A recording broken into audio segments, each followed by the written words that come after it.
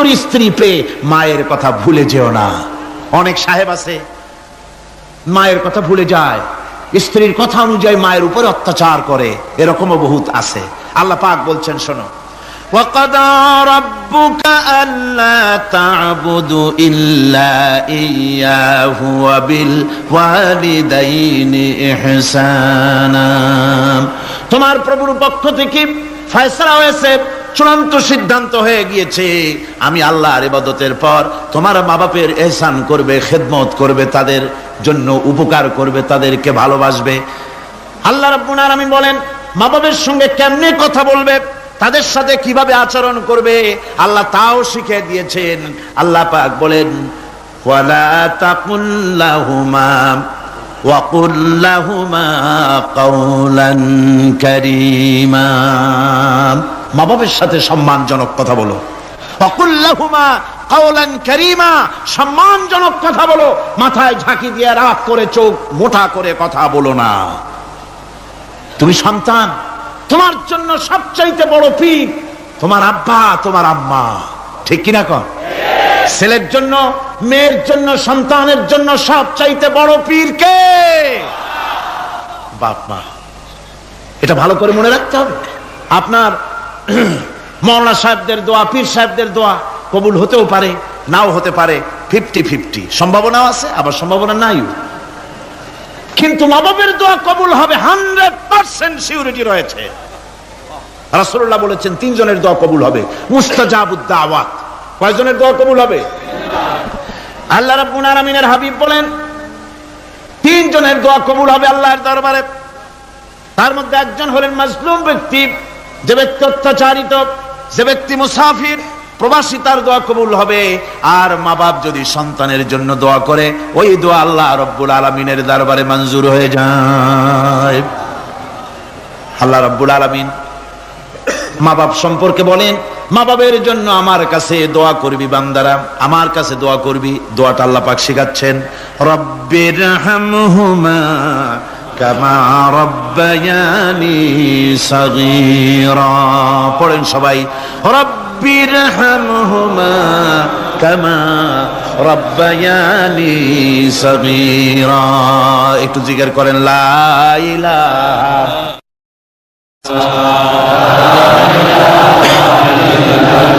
লা ইলাহা ইল্লাল্লাহ, লা ইলাহা ইল্লাল্লাহ, লা ইলাহা ইল্লাল্লাহ, লা ইলাহা ইল্লাল্লাহ মুহাম্মাদুর রাসূলুল্লাহ।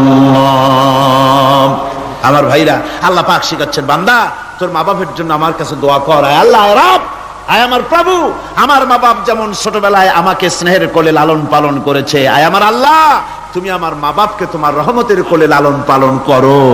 আল্লাহ শিখাই দিয়েছেন। আমার ভাইরা, প্রত্যেক নামাজের পরে এই দোয়াটা ভুলে যাবেন না। ভুলে যাবেন? ভুলে যাবেন? আমার ভাইরা, আমার বোনেরা, সবাই প্রত্যেক নামাজের পরে পড়বেন, রব্বিরহামহুমা কামা রব্বায়ানি সাগীরা। এই দোয়া করতে কেউ ভুলে যাবেন না। আল্লাহ রাব্বুল আলামিন বলে, বান্দারে وَوَصَّيْنَا الْإِنسَانَ بِوَالِدَيْهِ إِحْسَانًا حَمَلَتْهُ أُمُّهُ كُرْهًا وَوَضَعَتْهُ كُرْهًا। আল্লাহ পাক বলেন, আমি পৃথিবীর সমস্ত মানব মণ্ডলীকে উপদেশ দিয়েছি, মা বাপকে সম্মান করো, শ্রদ্ধা করো, তাদের উপকার করো। তার কারণ হলো তোমার মা তোমাকে গর্ভে ধারণ করেছে অত্যন্ত কষ্টের সাথে। আল্লাহ বলতেছেন, মা তোমাকে গর্ভধারণ করেছে অত্যন্ত কষ্টের সাথে, এরপরে তোমাকে ডেলিভারি করেছেন অত্যন্ত কষ্টের সাথে, তোমাকে ডেলিভারি করেছেন। গভীর রাত্রে মানুষ সব ঘুমায় যায়, গর্ভবতী মা ঘুমাতে পারে না, সন্তান পেটের ভিতরে, হাঁটু দিয়া গুতা মেরেছে, পা দিয়া লাথি মেরেছে। মা চরম শীতের রাত্রে, প্রচন্ড শীতের রাতে গায়ের লেপটা সরায় দিয়া মা একবার দাঁড়ায়, আর একবার বসে, একবার দেওয়ালের সাথে হেলান দিয়া দাঁড়ায়, কষ্ট করে রাতটারে কাটায় দেয়। আবার সারাদিন সংসারের জন্য কাজ করেছেন, রান্না বান্না করেছেন, মা সকলকে খাওয়াইয়া মা শেষের দিকে খেতে গেছেন। যখন নিজে খেতে গেলেন, খাবারের ক্ষুধাত নিয়ে পেট ক্ষুধা নিয়ে খেতে বসেছেন, পেটের ভিতরে সন্তান লাথি মেরেছে, পেটের মধ্যে ঘুষা মেরেছে, হাঁটু দিয়া গুতা মেরেছে, ভরা পেটে পেটের ভিতরে সন্তান গুতা মারলো হাঁটু দিয়া মাথা দিয়া। মা ক্ষুধা রয়েছে পেটে, খেতে পারলেন না, বেদনা শুরু হয়েছে। খাবারের থালাটা ছেড়ে দিয়ে মা দাঁড়ালেন, বসলেন, চোখের পানি ফেললেন। এভাবে করে মা একটা দুইটা দিন নয়, 10টি মাস পর্যন্ত সন্তানটাকে পেটের মধ্যে নিয়ে, একটা জীবিত মানুষ আর একটা জীবিত সন্তান পেটের মধ্যে নিয়ে নড়াচড়া করছেন, চলাফেরা করছেন। কিতাবের মধ্যে এসেছে রাতের বেলায় মা যে ঘুমাতে পারেন না, সন্তানের নড়াচড়ার কারণে রাতভর ইবাদত করলে যত সওয়াব পাওয়া যেত, আল্লাহ ওই সওয়াব মায়ের আমলনামায় লিখে দেন। সন্তান পেটে থাকার কারণে খেতে পারে না, পেট ভরে ক্ষুধায় কষ্ট পায় মা। এই জন্যে 10 মাস ধরে রোজা রাখলে যে সওয়াব হতো, আল্লাহ রাব্বুল আলামিন মায়ের আমলনামায় রোজার সওয়াব লিখে দেন। 10 মাস পুরে গেল, সন্তান ডেলিভারির সময়ে চলে এলো। মায়ের মন বিমর্ষ, সন্তান ডেলিভারি হবে, না জানি মরে যাই নাকি, না জানি অপারেশন লাগে নাকি, কি অবস্থা হবে। মা খেতে পারে না, মুখটা শুকায়া যায়। ডেলিভারির সময় যখন আসে, মা বাবার কাছ থেকে বিদায় নিয়ে যায়, স্বামীকে একান্তে গোপনে ডেকে নিয়ে বলে, প্রাণের স্বামী, দীর্ঘদিন একসঙ্গে ঘর কন্যা করেছি, অপরাধ হয়ে যেতে পারে, আমারে মাফ করে দিও। আমার মনে হয় এবার আমি আর বাঁচবো না। সংসার থাকলো, চাবি থাকলো, সব বুঝে নাও, আমারে মাফ করে দিও। মা চলে গেল সতিকা গৃহে, ক্লিনিকে চলে গেল, অপারেশন থিয়েটারে চলে গেল, অথবা ডেলিভারির জায়গায় চলে গেল। ডেলিভারি পেইন শুরু হয়ে গেল, বেদনা শুরু হয়ে গেল। এক একটা বেদনা যেন মায়ের এক একটা মৃত্যু যন্ত্রণা শুরু হয়ে যায়। এমন যন্ত্রণা, প্রসব বেদনা দুনিয়ার ভুক্তভোগী মা ছাড়া আর কেউ জানে না। এই চরম বেদনার ভেতর দিয়ে, চরম কষ্টের ভিতরে মা যখন একটা বাচ্চা প্রসব করলো, জিহাদের ময়দানের মতো মা রক্তাক্ত হয়ে গেলেন, সন্তান দুনিয়ায় এলো। মা তখন অস্থির থাকেন। এত বড় বিরাট কষ্টের ভিতরে আল্লাহ রাব্বুল আলামিন বলেন, সন্তান যখন ডেলিভারি হয়ে গেল, মায়ের মনের ভিতরে আমি তখন এই ফিলিংস, এই টেন্ডেন্সি জাগ্রত করে দিই, দেখ কি হয়েছে। মা তখন দেখতে চায় কি হয়েছে। মায়ের সামনে যখন এত কষ্টের, হৃদয় রিংরানো, কলিজার 32টি নাড়ি ছেঁড়া যন্ত্রণার সন্তান যখন মায়ের চোখের সামনে আসে, আল্লাহ পাক বলেন, মা যখন তার ছেলের মুখের দিকে তাকায়, মেয়ের মুখের দিকে তাকায়, আল্লাহ বলেন 10 মাসের পেটে ধরা কষ্ট আর ডেলিভারির সব কষ্ট মায়ের মন থেকে মুছে ফেলে দেই। আল্লাহ রাব্বুল আলামিন বলেন, খবরদার দুনিয়ার মানুষ, এমন মায়ের সাথে নাফরমানি করবি না, এ মায়ের সাথে নাফরমানি করবি না। মাকে সম্মান করবি, মার কাছে দোয়া চাবি। দুনিয়ায় যদি সম্মান চাও, রিজেক্ট চাও, মায়ের পায়ে ধরে কাঁদো। মায়ের জাতি অনেক সম্মান তার। রাসূল করিম সাল্লাল্লাহু আলাইহি সাল্লামকে প্রশ্ন করা হয়েছে, হুজুর খেদমত করব কার? হুজুর কয় মায়ের। তারপরে কার? হুজুর কয় মায়ের। তারপরে কার? হুজুর বলেন মায়ের। তারপরে কার? তোমার পিতার। 3 গুণ। তোর মায়ের মর্যাদা 3 গুণ বেশি, তোর বাপের চাইতে মর্যাদা বেশি। সুবহানাল্লাহ পড়েন। আর আজকে ইসলামের শত্রুরা তারা বলে যে ইসলাম নারীর অধিকার আদায় করে নাই। নারীর অধিকার ইসলাম দেয় নাই তো কে দিয়েছে? আমার বন্ধুগণ, বিশ্বনবী জনাব মুহাম্মদ রাসূলুল্লাহ সাল্লাল্লাহু আলাইহি ওয়াসাল্লাম মসজিদে নববীর ভিতরে বসে আছেন। এক বৃদ্ধা মহিলা মসজিদের মধ্যে প্রবেশ করলেন। হুজুর বৃদ্ধাকে দেখে দাঁড়ায় গেলেন। বিশ্বনবী বুড়ি মেয়ে লোককে দেখে দাঁড়ায় গেলেন। আল্লাহর নবী বুড়িকে দেখে দাঁড়ালেন। বুড়ি যখন কাছে এলেন, আল্লাহর নবী নিজের গায়ের চাদর বুড়ির জন্য বিছায়া দিলেন। বুড়ি বসলেন। এরপরে কথাবার্তা সারার পর বুড়ি যখন বিদায় হবেন, হুজুর আবার দাঁড়ালেন। বুড়ি মহিলা চলে গেলেন।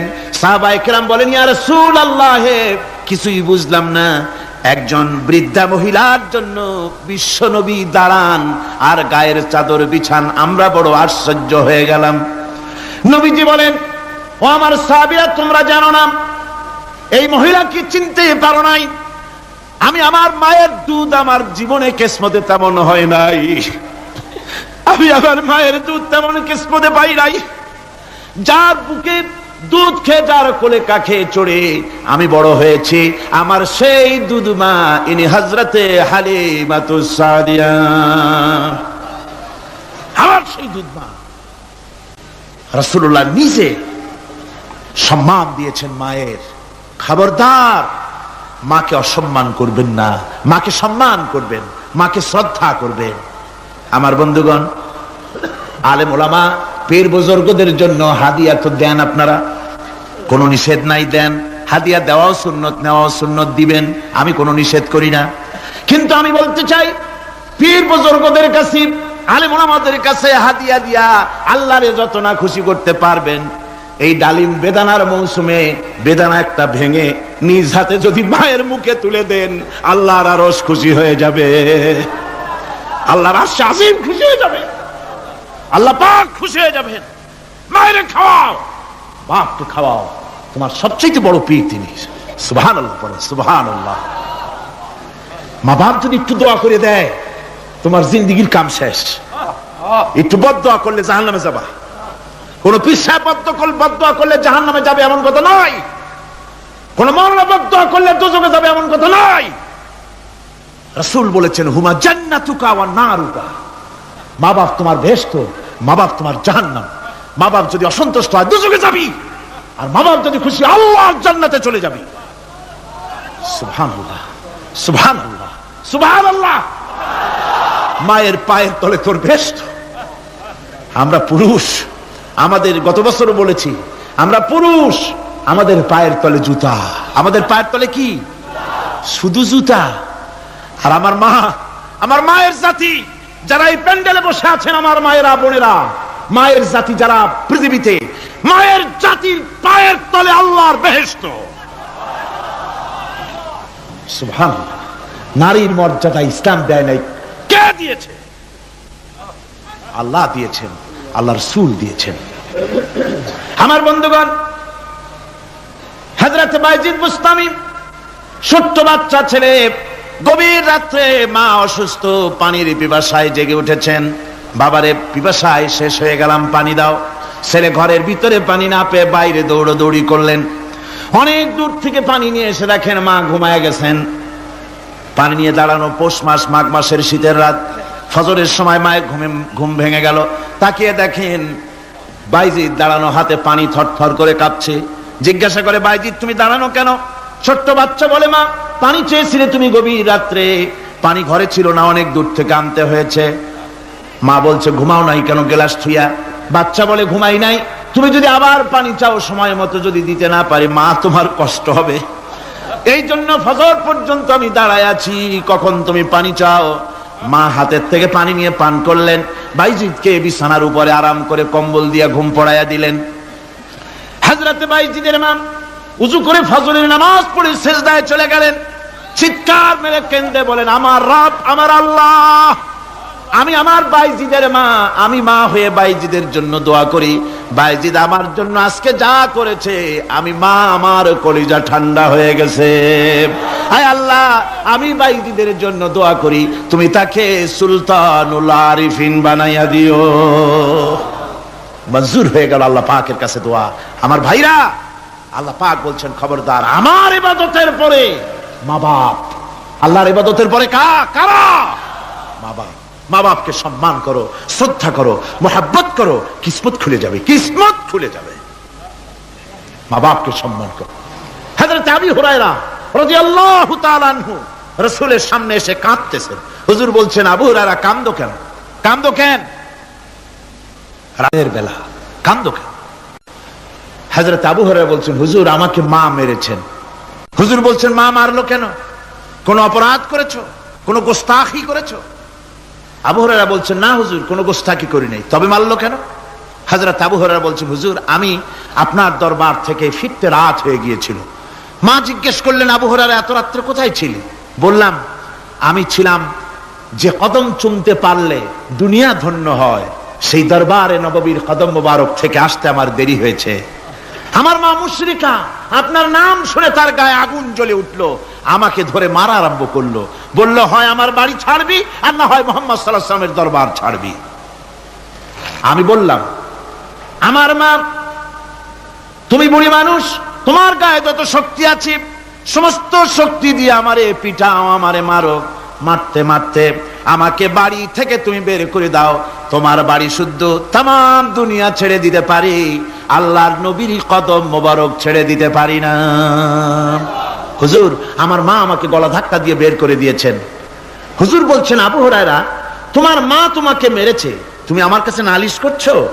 আমার তো এখানে ইন্টারফেয়ার করার কিছুই নেই। সুবহানাল্লাহ, সুবহানাল্লাহ। মা তোমাকে মেরেছে, এখানে আমার করার কিচ্ছু নাই।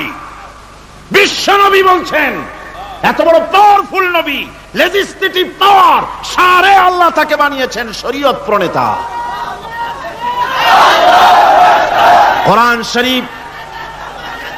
কোরআন শরীফে শুধু হালাল ও হারামের,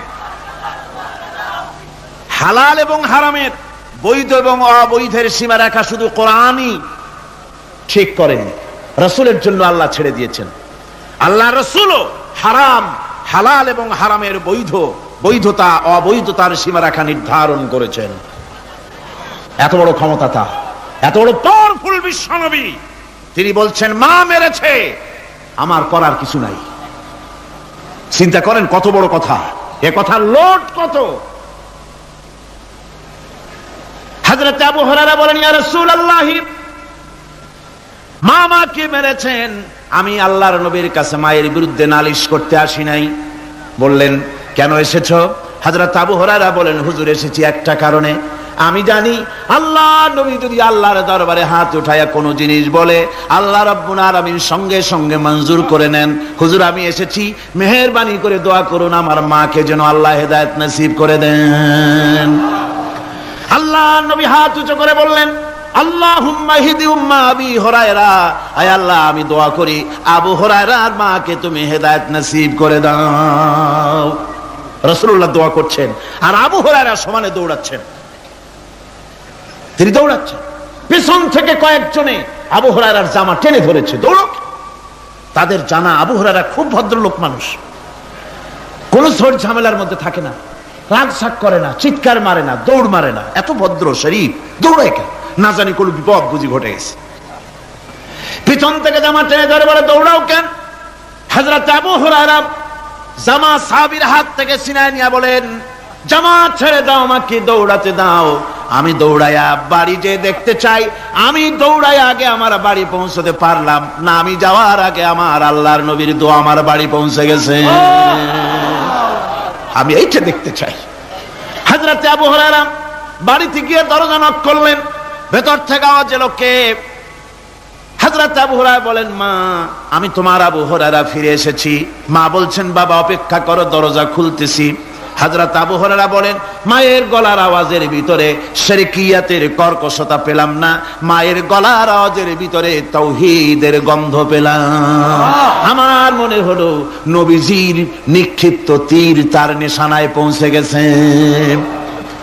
কিছুক্ষণ পর মা আমার বেরিয়ে এলেন, মাথা থেকে, চুলের থেকে, বুড়ি মানুষ, সাদা চুলের ভিতর থেকে পানি পড়তেছে। মা বলল, বাবারে, তোমারে মারার পর আমি বড় অনুতপ্ত হয়েছি, অনুশোচনা করেছি, আমি গোসল করেছি, মনে মনে ভাবলাম আমার ছেলে তো কোনো খারাপ জায়গায় যায় নাই, কেন তারে মারলাম? আমি বড় লজ্জায় পড়েছি তোমারে মেরে।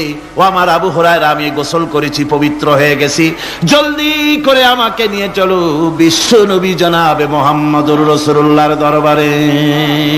হযরত আবু হুরায়রার মা ঘোষণা করলেন, আশহাদু আল্লা ইলাহা ইল্লাল্লাহু ওয়াহদাহু লা শারীকা লাহু ওয়া আশহাদু আন্না মুহাম্মাদান আবদুহু ওয়া রাসূলুহু। আমার ভাইরা, মা বাপ সবচেয়ে সম্মানের জিনিস। আল্লাহর ইবাদতের পরই মা বাপের খেদমত করতে হবে। আল্লাহ পাক বলছেন, বান্দারে দেখ, মায়ের পেট থেকে আনলাম, মায়ের বুকের মধ্যে মহব্বত পয়দা করলাম, এত মহব্বত দিলাম তোর উপরে, যে কোনো বিদেশে যান, যেখানে যান, বাড়িতে ফিরলে পরে সকলে, ছেলে মেয়ে ভাই বোন সবাই দেখবে সুটকেসে আমার জন্য আনছে কি। সবাই চিন্তা করবে আমার জন্য কি এনেছে। একমাত্র মা সন্তানের মুখের দিকে তাকাবে কখন খাইছে সে। সুবহানাল্লাহ, সুবহানাল্লাহ। আমার বাসার মুখখানা শুকনা, তুই বুঝি আজকে কিছু খাইস নাই। বিদেশে যেসব সন্তান থাকে মা কাটা কবুতরের মতো ছটফট করে। আমার ছোটবেলার কথা আমি দেখেছি সরসিলা মাদ্রাসা পড়তাম, আব্বা টাকা দিতেন মাদ্রাসায় যাওয়ার সময়, আবার মা আবার মুরগির ডিম বিক্রি করা, বিভিন্ন জিনিস বিক্রি করা বা বাজার করা পয়সা, উদ্বৃত্ত কিছু পয়সা আব্বার অজান্তে আমার হাতের মুঠার মধ্যে দিয়ে দিতেন। যখন মাদ্রাসার দিকে রওনা হয়েছি, পর্দার আড়াল থেকে দরজা থেকে দেখতাম, যতক্ষণ তাকায় দেখতেছি চোখ থেকে পানি দরদর করে পড়তেছে। সুবহানাল্লাহ, মা কি জিনিস! আল্লাহ আল্লাহ আল্লাহ। বিদেশে যদি কারো সন্তান মারা যায়, সবার জানার আগে কবি বলতেছেন, বিদেশে বিরাজ্য যার পুত্র মারা যায়, পশু পক্ষী না জানিতে আগে জানে মায়। মায়ের কই যার তারে টান লেগে যায়, মা বুঝতে পারে আমার সন্তানটা নাই। আহারে মা! আমার বন্ধুগণ, মা যার বেঁচে আছে বেয়াদবি করেছেন, পাও ধরে মাপ নিয়ে নেবেন, পাও ধরে মাপ নিয়ে নেবেন। মা তো পাও ধরে দেখবেন মাফ করে দিবে। সুবহানাল্লাহ, সুবহানাল্লাহ। কত দরদ তার বুকের মধ্যে। আল্লাহ রাব্বুল আলামিন কোরআন শরীফের ভিতরে বলেছেন, আশ-শামসু ইয়ামবাগি লাহা আন তুদরিকাল কামারা ওয়ালাল লাইলু সাবিকুন নাহার ওয়া কুল্লুন ফি ফালাকি ইয়াসবাহুন। প্রবল জ্ঞানী হইবে যাহারা, আপন মনেতে বুঝিবে তাহারা, রাত্রি পারে না আগে যাইবার, দিনের স্থান করি অধিকার। চন্দ্র বাদে না সূর্যের গায়েতে, সূর্য পারে না চন্দ্রকে ধরিতে, যার যে স্থান বহাল রাখিয়া ভ্রমণ করিছে খোদাকে ডরিয়া। একটি নির্ধারিত সময় সীমা পর্যন্ত আপন আপন কক্ষপথে সব দৌড়াদৌড়ি করবে, কারো সাথে অ্যাক্সিডেন্ট হবে না কারো। ওয়াকুল্লুন ফি ফালাকি ইয়াসবাহুন, যা আছে মহাশূন্যে সব ঘুরতেছে। কে বলে? বলেন সবাই, কে বলছে? কোন সূরা? সূরা ইয়াসিন। আবার শুনুন, আল্লাহ পাক ফয়সালা দিচ্ছেন, ঘোরে কেডা? শুধু সূর্য ঘোরে না, শুধু চন্দ্র ঘোরে না, আল্লাহ মহাশূন্যে যা রেখেছেন সব ঘুরতেছে, সবই সন্তরণশীল, সব গতিশীল। সুতরাং ফয়সালা তো আল্লাহর কাছ থেকে নিতে হবে। পৃথিবী সৃষ্টি করেছেন, মানব গোষ্ঠী সৃষ্টি করেছেন এবং মানুষের প্রয়োজন মিটিয়েছেন। এই মানুষগুলিকে কে সৃষ্টি করেছে? মানুষ সৃষ্টির ব্যাপারেও দার্শনিকরা মানুষদেরকে বিভ্রান্ত করে। যা কলেজে বিশ্ববিদ্যালয়ে পড়ানো হয়, এই কোরআন শরীফ বিশ্ববিদ্যালয়ে পড়ানো হয়? হ্যাঁ হয়। কয়েকটা আয়াত, কয়েকটা সূরা পরীক্ষায় পাশ করার জন্য একটু একটু অপশনাল রেখে দেওয়া হয়েছে। বর্তমান যে শিক্ষা কমিশন, শামসুল হক শিক্ষা কমিশন রিপোর্ট মন্ত্রী পরিষদে অনুমোদন করেছে বর্তমান সরকার। এই শিক্ষানীতিতে বলা হয়েছে ক্লাস 1 থেকে নিয়ে ক্লাস 5 পর্যন্ত ধর্মীয় শিক্ষা দিতে দেওয়া হবে না। তাহলে ক্লাস 5 পর্যন্ত যদি ধর্মীয় শিক্ষা না থাকে, তাহলে ক্লাস 6-7-এ ওঠার পর আলিফ জাওরা বাজাবর বা আনাকুম জানাকুম ছেলেরা পড়বে? মেয়েরা পড়বে? আসল উদ্দেশ্য হলো ইসলাম থেকে জাতিকে দূরে সরাবার জন্য ষড়যন্ত্র। এই সরকারের প্রণীত শিক্ষানীতি আমরা মানি না। আপনারা মানেন? যেই মাদ্রাসা মানুষের চরিত্র সৃষ্টি করে, বর্তমান সরকার সেই মাদ্রাসাগুলি একটা একটা করে ধ্বংস করার পরিকল্পনা গ্রহণ করেছে। সুতরাং আসল শিক্ষা হলো কোরআনের কাছে। আসল শিক্ষা কোথায়? কোরআনের কাছে। কোরআন যদি শিখানো হতো, কোরআন যদি শিখানো হতো কলেজে বিশ্ববিদ্যালয়, তাহলে গতকাল চট্টগ্রাম বিশ্ববিদ্যালয় থেকে যেসব ছেলেরা বিশ্ববিদ্যালয় কর্তৃপক্ষ কর্তৃক বরাদ্দকৃত, হাইজ্যাক করা নয়, বরাদ্দকৃত 4খানা বাস দিয়ে কোরআন শুনতে আসতে চেয়েছিল, বর্তমান সরকারের তথাকথিত সোনার ছেলেরা আসতে দিল না। কোরআন যদি তারা পড়তো, তাহলে কোরআন শরীফ শুনতে তারাও আসতো। কপাল পোড়া। জোরে বলেন কি? আরো জোরে বলেন কি? কপাল পোড়া। সব ভালো লাগে, কোরআন ভালো লাগে না। এদেরকে শিখানো হয়েছে, আরে তোমরা তো মানুষ না। বলে আমরা কি?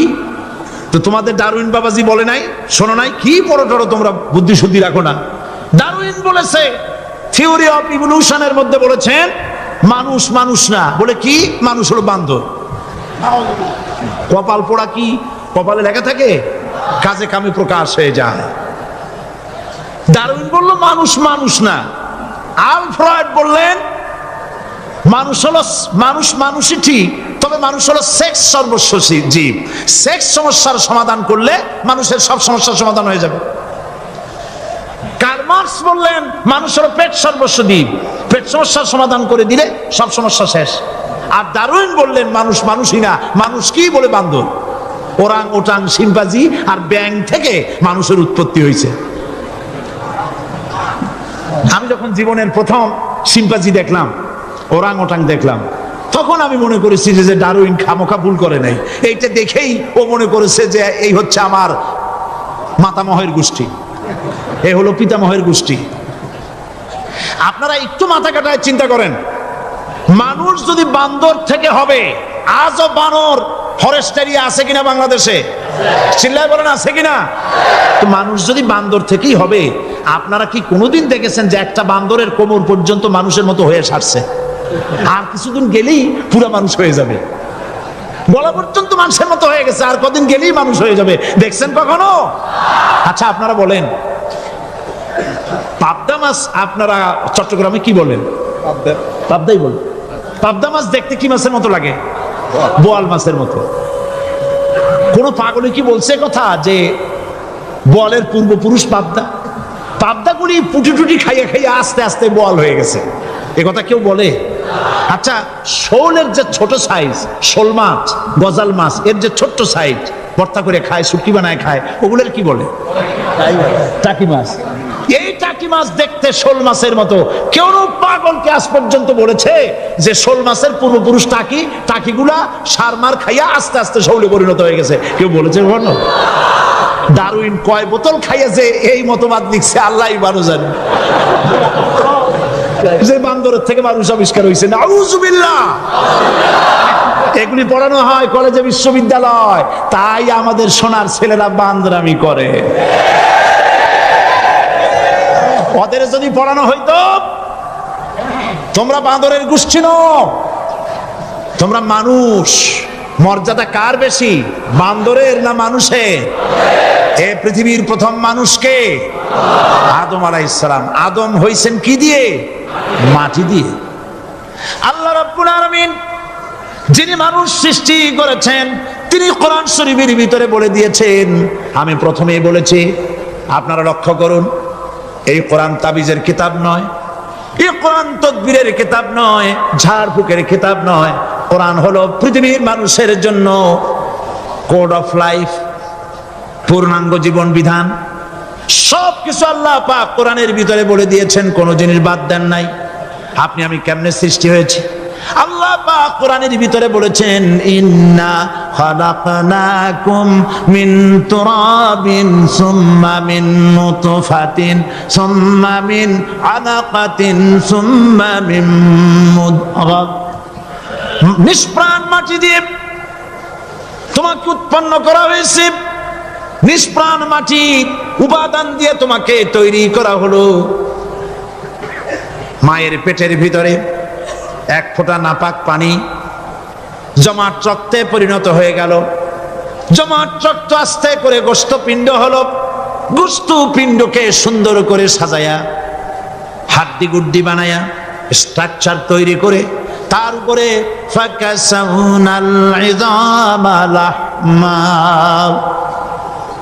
চামড়া দিয়ে গোস্ত দিয়া সাজায়া সুন্দর করে বানালাম। আল্লাহর পরিচয় শুনুন। আল্লাহ আমার কেমন আল্লাহ? মায়ের পেটের ভিতরে সন্তান বানায়া, এরপরে যখন রূহ দেওয়া হয়েছে, ক্ষুধা লেগেছে, খাবারের প্রয়োজন হয়েছে, আল্লাহ রাব্বুল আলামিন ওই কচি বান্দা মায়ের পেটে বসে কি খাবে? সেজন্য তার মা চিন্তা করে নাই, বাবা চিন্তা করে নাই, সরকার চিন্তা করে নাই। আল্লাহ রাব্বুল আলামিন মায়ের মাসিক অসুখকে বন্ধ করে দিয়ে সন্তানের নাভির সাথে আর মায়ের নাভির সাথে তার লাগায়া, পাইপ লাগায়া মায়ের মাসিক অসুখের রক্তগুলি দিয়ে সন্তানকে বড় বানালেন। মুখ দিয়া এই রক্ত পান করালেন না, মুখটাকে পবিত্র রেখে দিলেন যাতে করে পৃথিবীতে আসার পর ওই মুখ দিয়া আল্লাহ রাব্বুল আলামিনের জিকির করতে পারো। সন্তান মায়ের ভিতরে, পেটের ভিতরে বড় হলো। আল্লাহ রাব্বুল আলামিন বলেন, মাস দিন যখন পুরা হয়ে গেল, সুম্মা নুখরিজুকুম তিফলা, বাচ্চার আকারে পৃথিবীতে নিয়ে আসলাম। এখন খাবা কি? পৃথিবীতে যখন বাচ্চা এলো তখন তার পেটের সাথে যে সংযোগ ছিল মায়ের নাভির সাথে আর সন্তানের নাভির সাথে, সেই সংযোগ তার আর কি থাকলো? কি করা হলো? কেটে দেওয়া হলো। লক্ষ্য করুন, খাবারের জন্য একটি মাত্র পাইপ আল্লাহ লাগাইছিলেন, পৃথিবীতে সন্তান আসার সঙ্গে সঙ্গে পাইপটা কেটে দেওয়া হলো।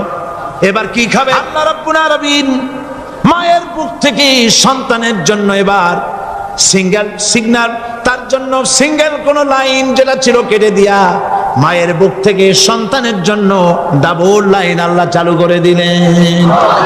এমন দুধ বানাই দিলেন যা শুধু খাবার নয়, শুধু ফুড ভ্যালু নয়, এই দুধের ভিতরে ক্যালসিয়াম, এর মধ্যে ভিটামিন, এর মধ্যে আয়রন, এর মধ্যে মেডিসিন। দুনিয়ার এই সন্তান ছিল ফি কারারিন মাকিন, সুরক্ষিত জায়গার ভিতরে ছিল, কোনো পলিউশন সেখানে যেতে পারতো না, রোগের জার্ম সেখানে যেতে পারতো না। দুনিয়ায় এলো দূষিত আবহাওয়ার ভিতরে। এই সন্তানকে এখনই অ্যান্টিবায়োটিক খাওয়ালে পরে অসুবিধা হবে।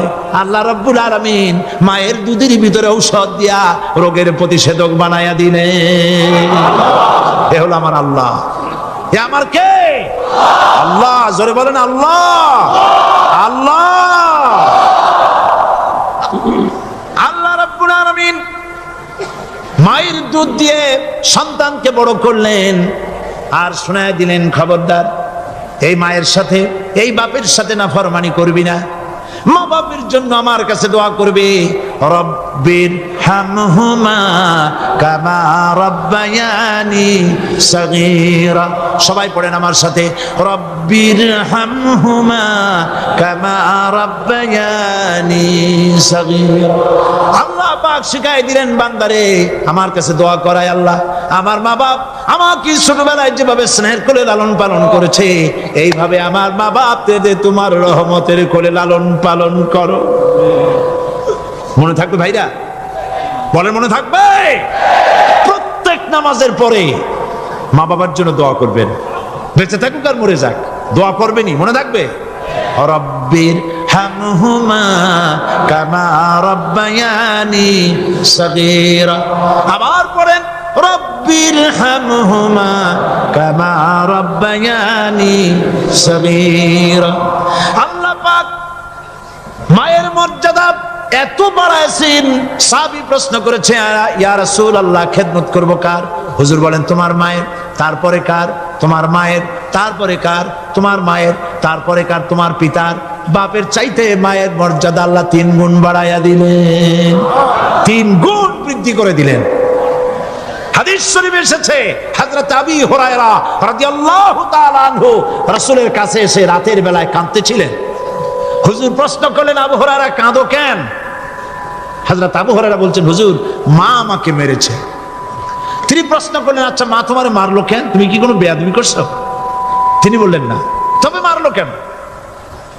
হযরত আবু হুরায়রা বলেন, ইয়া রাসূলুল্লাহ আপনার খেদমত থেকে বাড়ি ফিরতে আমার দেরি হয়ে গিয়েছিল।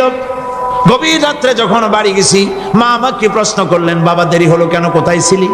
তাম পৃথিবীর মানুষ যেই কদম মোবারক চুমু দিতে পারলে ধন্য হয়ে যায়, সেই আখিরি জামানার পয়গম্বর নবী মুহাম্মদ রাসূলুল্লাহ সাল্লাল্লাহু আলাইহি সাল্লামের দরবার থেকে আসতে আমার দেরি হয়ে গেছে।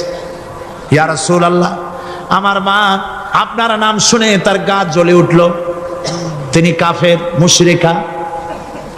আপনার নাম শুনে অগ্নি শর্মা হয়ে আমাকে ধরে পিটানো আরম্ভ করলেন আর বললেন, আবু হুরায়রা, হয় মুহাম্মদ সাল্লাল্লাহু আলাইহি ওয়াসাল্লামের বাড়ি ছাড়বি, নইলে আমার বাড়ি ছাড়বি, কি করবি বল।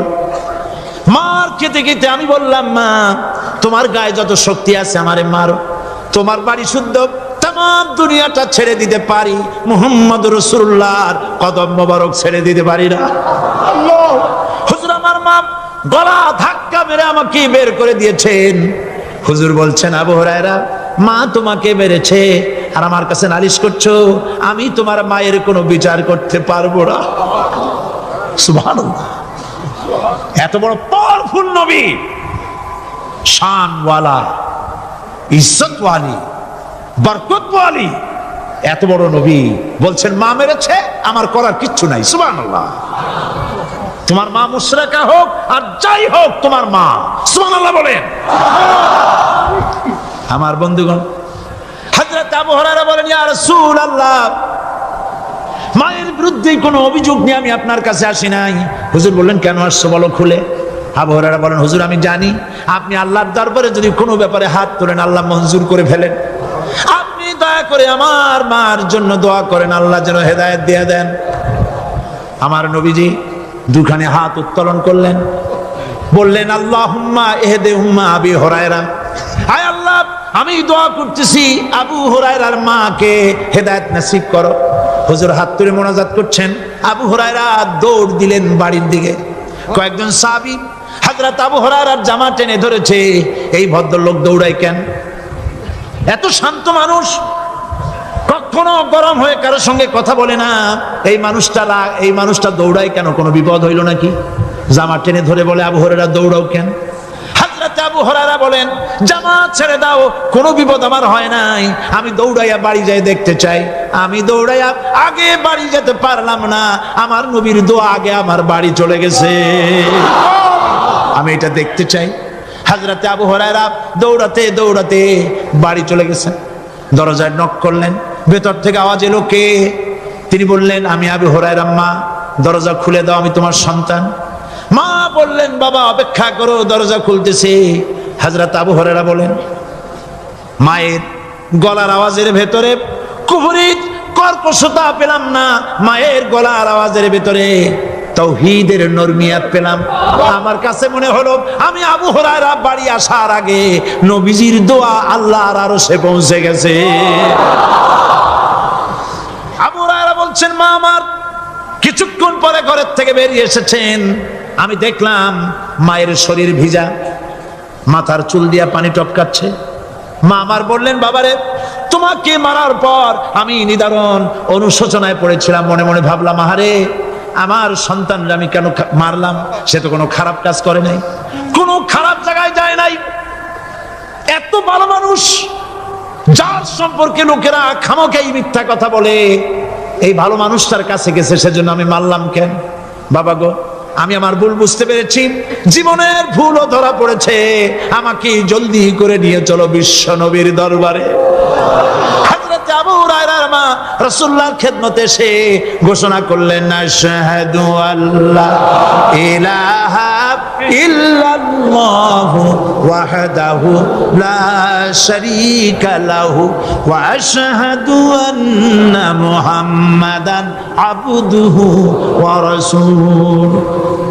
আমার ভাইয়েরা, আল্লাহ রাব্বুল আলামিন মানুষ সৃষ্টি করে পৃথিবীতে পাঠায় দিলেন, খাবারের ইন্তজাম করলেন, এগুলি সব আল্লাহর পরিচয়।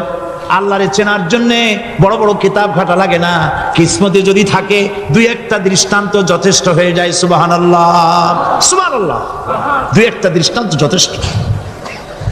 আল্লাহ পাক সমস্ত সৃষ্টি জগৎকে তৈরি করলেন, সৃষ্টি করলেন, আর তাদের খাদ্যের ব্যবস্থা করলেন। কে করেছেন খাদ্যের ব্যবস্থা? খাদ্য দেন আল্লাহ। কিন্তু অহংকারী যারা, তারা বলে দেশের বাম্পার ফলনের জন্য সমস্ত কৃতিত্ব সরকারের। বলেন আস্তাগফিরুল্লাহ, বলেন নাউজুবিল্লাহ। এদের একজন বলছিল 3 বছর কিছু দিবার পারুম না, লোকেরা কয় আমরা না খাইয়া থাকুম, আল্লাহ কয় আমিও দেহুম, কদ্দুর পারো না খাইয়া থাকতে। ফসল কে দেন? জোরে বলেন, কে দেন? বাম্পার ফসলের ফলনের দাবি সরকার করতে পারে না, এটা কুফরি, এটা শিরক।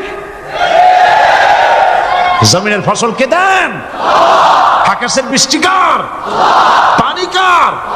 সার কার? সব আল্লাহ পাক।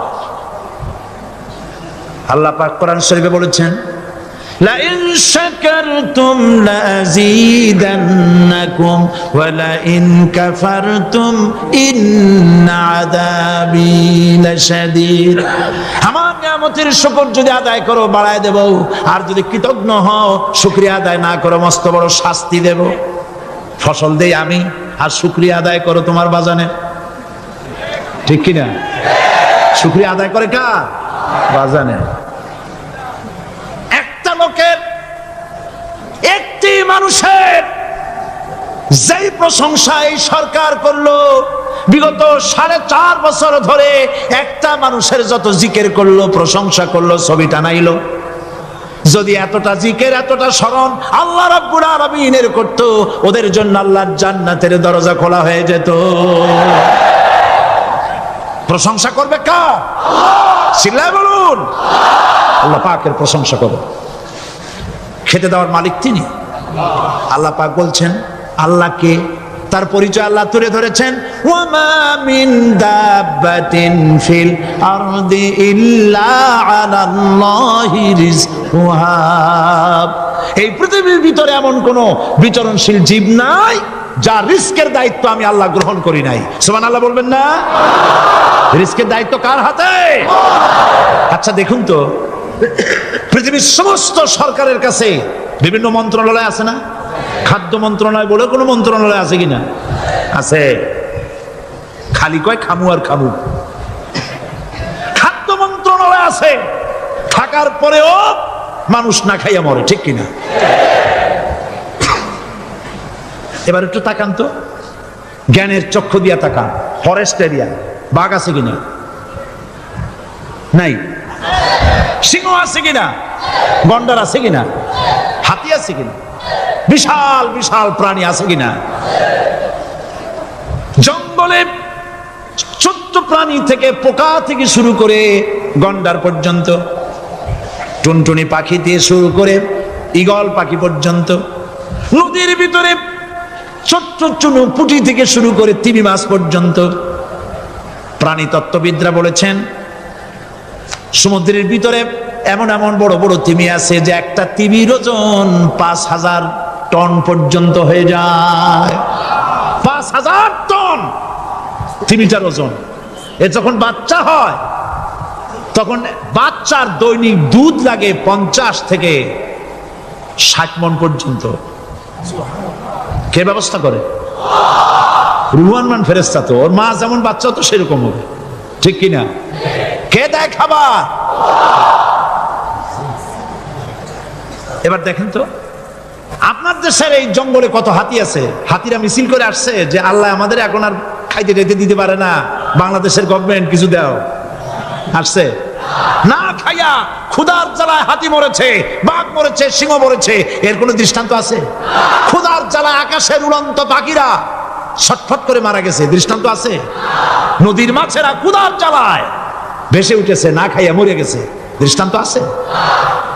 মহান আল্লাহ রাব্বুল আলামিন কোরআন শরীফের ভিতরে বলেছেন অনেক প্রাণী এমন আছে যারা তাদের খাদ্যকে সঞ্চয় করে না, খাদ্যকে জমা করে না, আহরণ করে না। সকালবেলায় একটা খাবার খেলো, দুপুরে কি খাবে তার জানা নাই।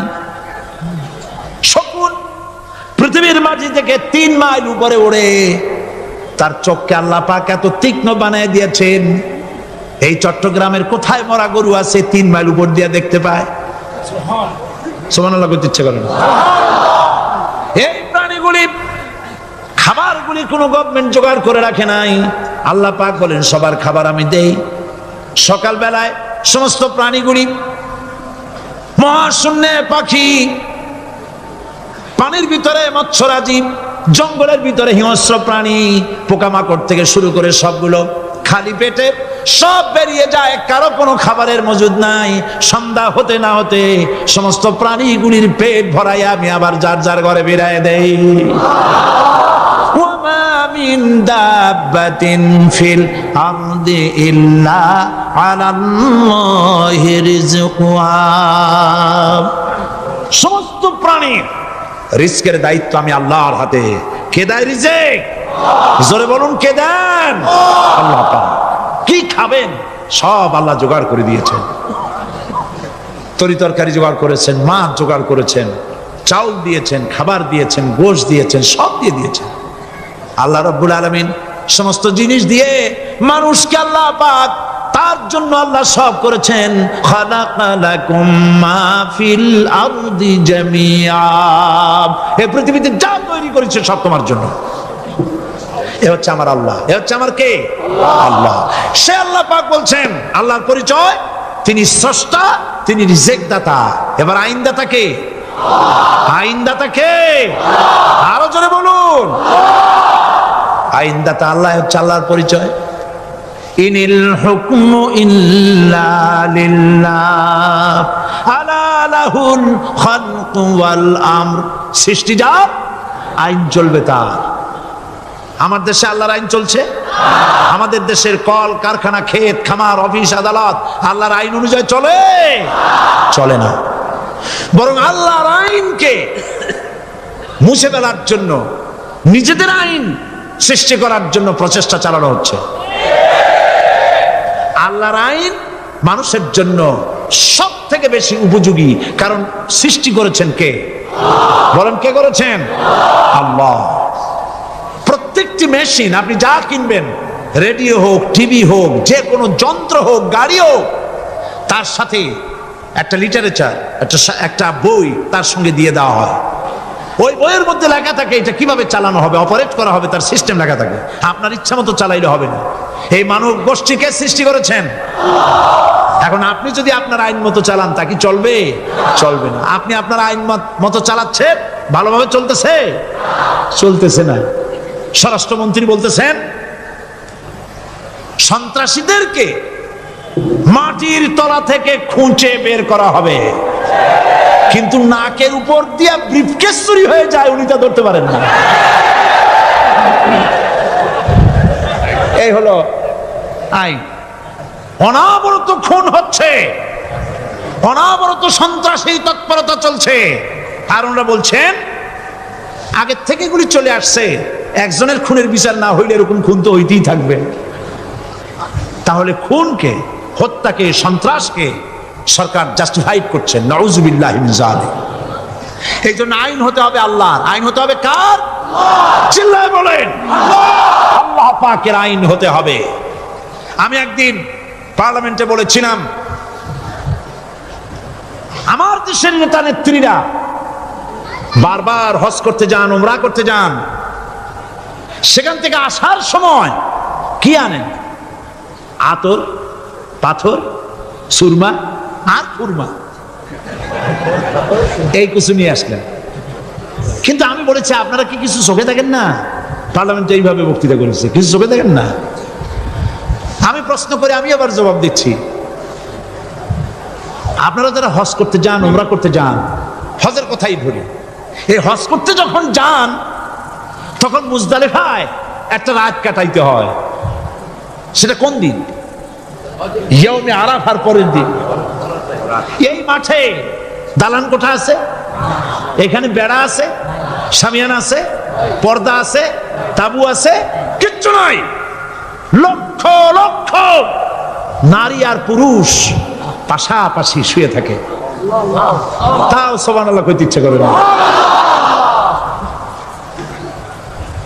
সারা রাত জনে জনে পুলিশ পাহারাদার নাই। কিরকম মেয়ে এলো, চাঁদের সৌন্দর্য হার মানায় দিতে পারে এরকম সুন্দরী, এরকম সুন্দরী নারী, সুদর্শন পুরুষ পাশাপাশি রাস্তার ধারে মরুভূমির ভিতরে সারা রাত কাটাচ্ছে। ইয়াউমে আরাফার পরের রাতটা, একটা রাত পুরা। এভাবে চলতেছে বছরের পর বছর, শতাব্দীর পর শতাব্দী, সহস্রাব্দীর পরে সহস্রাব্দী। আমি প্রশ্ন করি, পৃথিবীর ইতিহাসে কেউ কি এমন কথা বলতে পেরেছে, লিখতে পেরেছে যে মুজদালিফার রাতে সেখান থেকে 10টা নারী হাইজ্যাক হয়েছে, 5টা নারী লাঞ্ছিত হয়েছে, বলতে পারবে? গভীর রাত্রে পুরুষ সঙ্গী ছাড়া সুন্দরী রমণী, যুবতী রমণী একাকিনী নিজের ঘর ছেড়ে আল্লাহর ঘরে তাওয়াফ করতে আসে। তাওয়াফ সেরে তাহাজ্জুদের নামাজ পড়ে আল্লাহর কাছে মোনাজাত করে একা একা হাজার হাজার লাখো পুরুষের ভিতর থেকে আপন ঘরে ফিরে যায়। কারো বাবার হিম্মত নাই, একবার তাকায় সে তো রূপ উপভোগ করার জন্য আবার তাকায়, অথবা তার আঁচল ধরে টান মারে। আছে ইতিহাস? কথা কন না কেন? সুন্দরী একটা মাইয়া মক্কা থেকে মদিনা থেকে পাওয়া যায় না, 15 দিন হয়ে গেছে। হয়েছে কখনো? এবার জবাব দেন, কেন হয় না? কেন হয় না? আমার দেশের মেয়েরা রাস্তা দিয়ে হাঁটতে পারে না। হাই স্কুল মেয়েদের, হাই স্কুল মেয়েদের কলেজ যখন ছুটি হয়, তথাকথিত সোনার ছেলেরা গেটের সামনে এতিমের মতো কালায় থাকে। অনবরত হাইজ্যাক হচ্ছে, ধর্ষণের সেঞ্চুরি হচ্ছে। আর ওখানে হয় না কেন? ওখানে হয় না এই কারণে, এই কোরআনের আইন আল্লাহ রাব্বুল আলামিন যে আইন দিয়েছেন, ওখানে আইন বলবৎ আছে। আছে নাকি? আছে কিনা? কোন পুরুষ কোন নারীকে ধর্ষণ করেছে যদি প্রমাণিত হয়, সে যদি ফাহাদের ছেলে হয় আর ফাহাদের মেয়েও হয়, কোরআনের শাস্তি হলো পাথর মেরে উড়াইয়া দাও। তাকে জানিয়ে দেওয়া হবে রেডিও টিভির মাধ্যমে, জেনাকারের ব্যভিচারীর শাস্তি হবে। চতুর্দিকে হাজারো লোকেরা দাঁড়াবে, হাতে পাথর নিয়ে পাথর মেরে তাকে তার গোশত হাড্ডি বাতাসের সাথে উড়ায় দেবে। একজন মানুষ আর একজন মানুষকে খুন করলো, এই আসামি ধরা পড়ে গেল, কোরআনের শাস্তি হলো যখন ধরা পড়বে প্রমাণিত হবে যেমন ভাবে হত্যা করেছে পরেও হত্যা করো। এই দৃশ্য, এই আইন যদি বাংলাদেশে যদি এই আইন চালু হয়ে যেত, খুনের আসামি ধরা পড়েছে, ধরা পড়েছে জেনার আসামি, প্রকাশ্য ময়দানে এলো, সাক্ষী প্রমাণে কোর্টে প্রমাণিত হলো সত্যি সে খুনি। এই বিশাল আউটার স্টেডিয়ামের মাঝখানে খুনি কি দাঁড় করাও, চতুর্দিকে হাজারো লাখো মানুষ থাকুক, রেডিও টিভির ক্যামেরা কার্যকর হবে, পত্র পত্রিকার সাংবাদিকরা আসবে, তরবারির এক আঘাতে খুনির কল্লাটা উড়ায় দাও, দেহটা নিঃসার হয়ে জমিনে পড়ে যাবে। এই দৃশ্য যারা দেখবে সচক্ষে, রেডিওতে, পত্র পত্রিকায়, আর 1 বছরের ভেতরে খুন করার হিম্মত কারো কলিজায় উঠবে? জেনাকারের পাথর মেরে দেওয়া, পাথর মেরে উড়িয়ে দেওয়ার শাস্তি যদি চোখে কেউ দেখে, জেনা করার পুলক আর জাগবে? এটা নাম আল্লাহর আইন। এই আইন কার? এই আইন কার? এই আইন যতদিন পর্যন্ত বাংলার মানুষের, মুসলমানদের উপরে কার্যকরী না হচ্ছে, এই দেশে কার্যকরী না হবে, ততদিন পর্যন্ত হত্যা, ধর্ষণ, খুন বন্ধ হবে না। বন্ধ হবে? সুতরাং এই আইন হচ্ছে কার? আরো জোরে বলেন, আল্লাহ রাব্বুল আলামিন। মহান আল্লাহ রাব্বুল আলামিনের এই আইন অনুযায়ী যদি দেশ চলে, মানুষ শান্তি পাবে, চুরি বন্ধ হবে, ডাকাতি বন্ধ হবে, জেনা বন্ধ হবে, হত্যা ধর্ষণ বন্ধ হয়ে যাবে। নবীজি এমন একটি আইন চালু করে দিয়ে, কোরআনের বিধান চালু করে দিয়ে এমন একটা সমাজ চালু করেছিলেন, যেই সমাজ সম্পর্কে হুজুর নিজে বলেছেন, খায়রুল কুরুনে কারনি, সর্বশ্রেষ্ঠ যুগ হলো কার যুগ? আমার যুগ। সুবহানাল্লাহ বলেন। রাসূলের যুগ হলো সর্বশ্রেষ্ঠ যুগ। সেই কোরআন, সেই হাদিস আজও আছে না নাই? বলেন জোরে, আজও আছে না নাই? সেই কোরআন এবং সুন্নাহ দিয়ে দেশ শাসন হোক, এটা কি আমরা চাই? কারা কারা চাই? দু হাত উঁচু করে দেখা।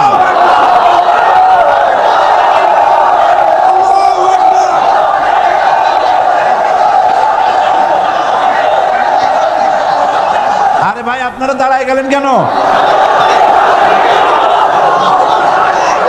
বসেন বসেন। আমি তো একটা স্লোগান দিতে বললাম। হাত দেখতে চাইছি আমি, মাথা দেখতে চাই নাই। এই সুযোগে কোমরটা সোজা করে নিলেন। আচ্ছা বসেন, আর মহব্বতের সাথে জিকির করেন লা ইলাহা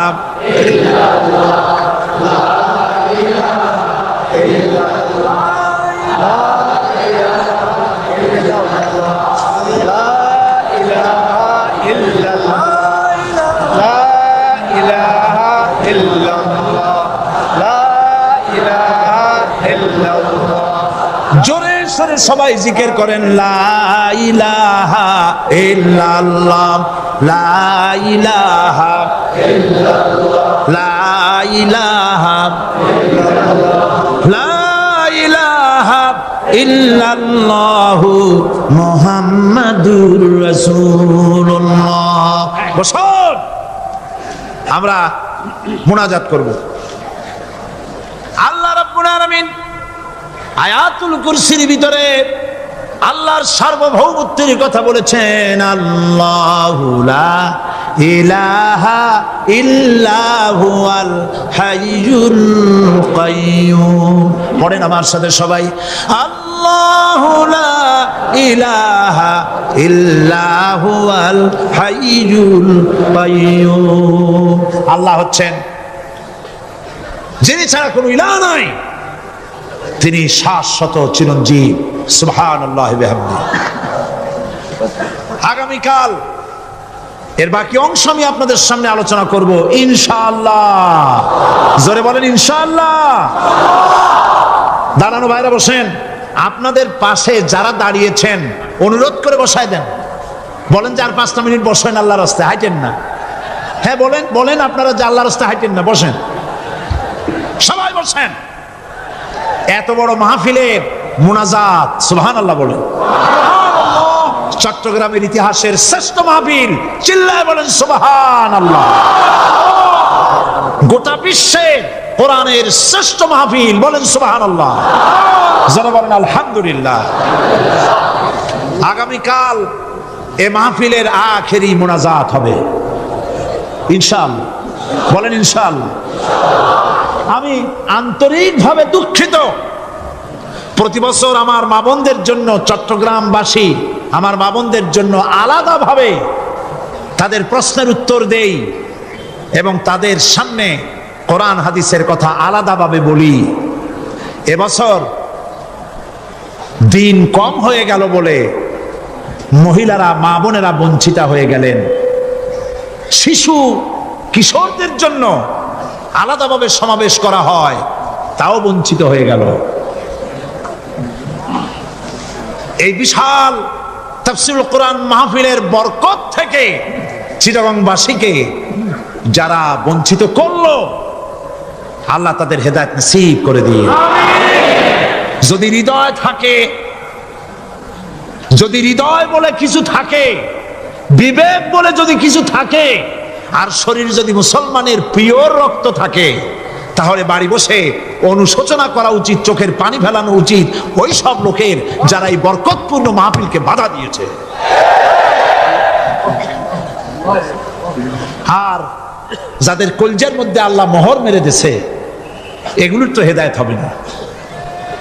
যাদেরকে আল্লাহ পাক তৈরি করেছেন জাহান্নামের জন্য, ওদের কাছে মাহফিল সহ্যই হবে না। নাউজুবিল্লাহ বলেন। চট্টগ্রামবাসীর জন্য তাফসীরুল কোরআন মাহফিল নিয়ামত। এই নিয়ামত কিয়ামত পর্যন্ত আল্লাহ টিকায় রাখুন, বলি আমিন। আগামীকালের আখেরি মোনাজাতে সমস্ত মুসলমান চতুর্দিক থেকে আল্লাহ পাকের নারা লাগাতে লাগাতে আসবেন। আল্লাহু আকবার, নারায়ে তাকবীর। গোটা চট্টগ্রাম, গোটা চিটাগং শহর আগামীকাল কোরআনের মিছিলের শহর হবে ইনশাআল্লাহ।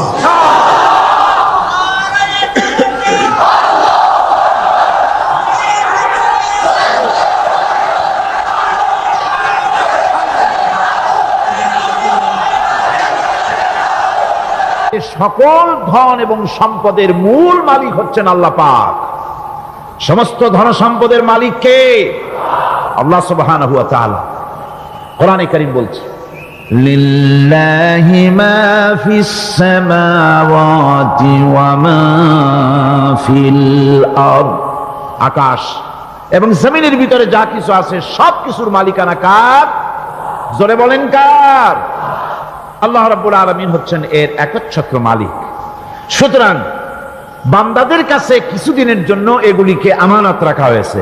আমাদের ঘর আছে, বাড়ি আছে, ব্যবসা আছে, বাণিজ্য আছে, জায়গা আছে, জমিন আছে, গরু আছে, বাছুর আছে, এই সবগুলি কিছুদিনের জন্য আমাদের কাছে কি রাখা হয়েছে? আমানত। আমানতের মাল আপনি আপনার ইচ্ছা মতো খরচ করতে পারবেন না। আমানতের মাল কি ইচ্ছা মতো খরচ করা যায়? যায় না। আমানতের মালকে খরচ করতে হলে মূল মালিকের ইচ্ছা অনুযায়ী খরচ করতে হবে। মূল মালিককে আল্লাহ রাব্বুল আলামিন বলছেন, ইন্নাল্লাহা আশতারা মিনাল মুমিনিনা আনফুসাহুম ওয়া আমওয়ালাহুম বিআন্না লাহুমুল জান্নাহ। আমি আমার মুমিনের জান এবং মালকে খরিদ করে নিয়েছি, বিনিময় জান্নাত দিয়ে দিয়েছি। তোমার কাছে যে জান আছে, মাল আছে, এটা তোমার নয়, এটা আমার আমানত তোমার কাছে। সুতরাং এই আমানত খরচ করতে হবে মূল মালিকের ইচ্ছা অনুযায়ী। সমাজের এক শ্রেণীর লোক প্রচুর বিত্তের মালিক হবে, সমাজের এক শ্রেণীর লোক প্রচুর বিত্ত এবং সম্পদের মালিক হয়ে ভোগ বিলাসের আনন্দের স্রোতে ভেসে যেতে থাকবে, নিজেকে ভাসিয়ে দেবে। আর এক শ্রেণীর লোক অনাহারে অর্ধাহারে কষ্ট করবে। এ বিধান ইসলামের নয়। কেউ থাকবে 10 তলায় আর কেউ থাকবে গাছতলায়, কেউ খাবে পোলাও, কোরমা, বিরিয়ানি, আর কারো কিসমতে মরিচ পোলাও হবে না। এ বিধান আল্লাহর নয়। ইসলামের বিধান হচ্ছে যে আল্লাহ যে সব সম্পদ মানুষকে দান করেছেন, এই সম্পদের ভিতরে বিত্তহীনদের অধিকার রাখা হয়েছে। বিত্তহীন যারা গরিব, যাদের কিছু নাই, তারা আপনার করুণার পাত্র নয়। কি বলেন? তারা কি ধনীদের করুণার পাত্র? কোরআনে কারিমে আল্লাহ বলেন, ওয়াল্লাযীনা ফী আমওয়ালিহিম হাক্কুন লিস-সাইলি ওয়াল মাহরুম। ধনীদের সম্পদের ভেতরে গরিবদের, বিত্তহীনদের অধিকার রয়েছে। সে অধিকার আদায় করে দাও। দান করা এমনি দিয়ে দেওয়া এক জিনিস। গরিবদেরকে, বিত্তহীনদেরকে ইসলাম করুণার পাত্র বানায় নাই, বলেছে অধিকার। অধিকারটা বড় মজবুত কথা, এ কথার লোড আছে, ওয়েট আছে। আপনার আমার সম্পদের, অর্থাৎ যাদের বিত্ত আছে, বিত্ত সম্পদওয়ালা সম্পদশালী লোকেদের সম্পদের ভেতরে গরিবদের অধিকার রয়ে গেছে। সে অধিকার আদায় করতে হবে। ইসলাম সকল মানুষের দারিদ্র দূর করে বেঁচে থাকার মৌলিক অধিকার প্রতিষ্ঠিত করেছে। রাসূল করিম সাল্লাল্লাহু আলাইহি ওয়াসাল্লাম বলেছেন, লাইসা লি ইবনি আদম হাক্কুন সিওয়া হাযিহিল খিসাল, বাইতুন ইয়াসকুনুহু ওয়া সাওমুন ইউআরি আওরাতাহু ওয়া জালফাল খুবজি ওয়াল মা। আখরাজাহু তিরমিজি। তিরমিজি শরীফের হাদিসের ভেতরে এসেছে, রাসূল করিম সাল্লাল্লাহু আলাইহি ওয়াসাল্লাম বলেছেন, প্রত্যেকটি বনি আদমের তার বাস করার জন্য একটা গৃহ, এবং লজ্জা ঢাকার জন্য, শীত নিবারণের জন্য তার বস্ত্র, আর ক্ষুধা মিটাবার জন্য তার পানি আর রুটি ইত্যাদির ব্যবস্থা করতে হবে। চাই সে মুসলমান হোক, আর হিন্দু হোক, আর খ্রিস্টান হোক। বনি আদম, আদমের সন্তান যে মানুষ, যে তার এই অধিকার ইসলাম প্রতিষ্ঠিত করেছে। আজ বলা হচ্ছে খাদ্য, বস্ত্র, বাসস্থান সমাধান দেবে অমুকরা তমুকরা, এরকমের স্লোগান হয় না? ওরা দিতে পারবে না, ওরা দিতে পারে নাই। খাদ্য, বস্ত্র, শিক্ষা, চিকিৎসা, বাসস্থানের গ্যারান্টি দিয়েছে কোরআন, দিয়েছে আল্লাহ রসুল জনাব মুহাম্মদ রাসূলুল্লাহ সাল্লাল্লাহু আলাইহি ওয়াসাল্লাম। ইসলাম অর্থনৈতিক নিরাপত্তার জন্য যেসব পন্থা অবলম্বন করেছে, সেটা হচ্ছে যে সমাজের কর্মক্ষম সকল ব্যক্তি রুজির জন্য পরিশ্রম করবে, কেউ বসে থাকতে পারবে না। এটা হচ্ছে ইসলামের নিয়ম, কেউ বসে থাকতে পারবে না। কোরআনে কারীম বলছে فَإِذَا قُضِيَتِ الصَّلَاةُ فَانتَشِرُوا فِي الْأَرْضِ وَابْتَغُوا مِنْ فَضْلِ اللَّهِ فَإِذَا قُضِيَتِ الصَّلَاةُ যখন তোমার নামাজ সম্পূর্ণ হয়ে গেল, ফান্তাশিরু ফিল আরদ ছড়িয়ে পড়ো আমার জমিনের উপরে, ওয়াবতাগু মিন ফাদলিল্লাহ আর আমার অনুগ্রহ অনুসন্ধান করো। রুজি কামানো কোনো খারাপ জিনিস না। কেউ মনে করে সারাদিন বসে বসে আল্লাহর জিকির করব, কেউ দুনিয়াটারে ঝামেলা মনে করে জঙ্গলে চলে যেতে চায়, এটা নিয়ম না। আপনি বসে থাকতে পারবেন না, আপনাকে কাজ করতে হবে। রুজি কামাই করাটাকে কোরআনে কারিমে এতটা সম্মান দিয়েছে যেটাকে ফদলুল্লাহ বলা হয়েছে। ফদলুল্লাহ এটা আল্লাহর অনুগ্রহ, সুবহানাল্লাহ বলেন। এটাকে ফদলুল্লাহ বলা হয়েছে, এটা জিনাতুল্লাহ বলা হয়েছে।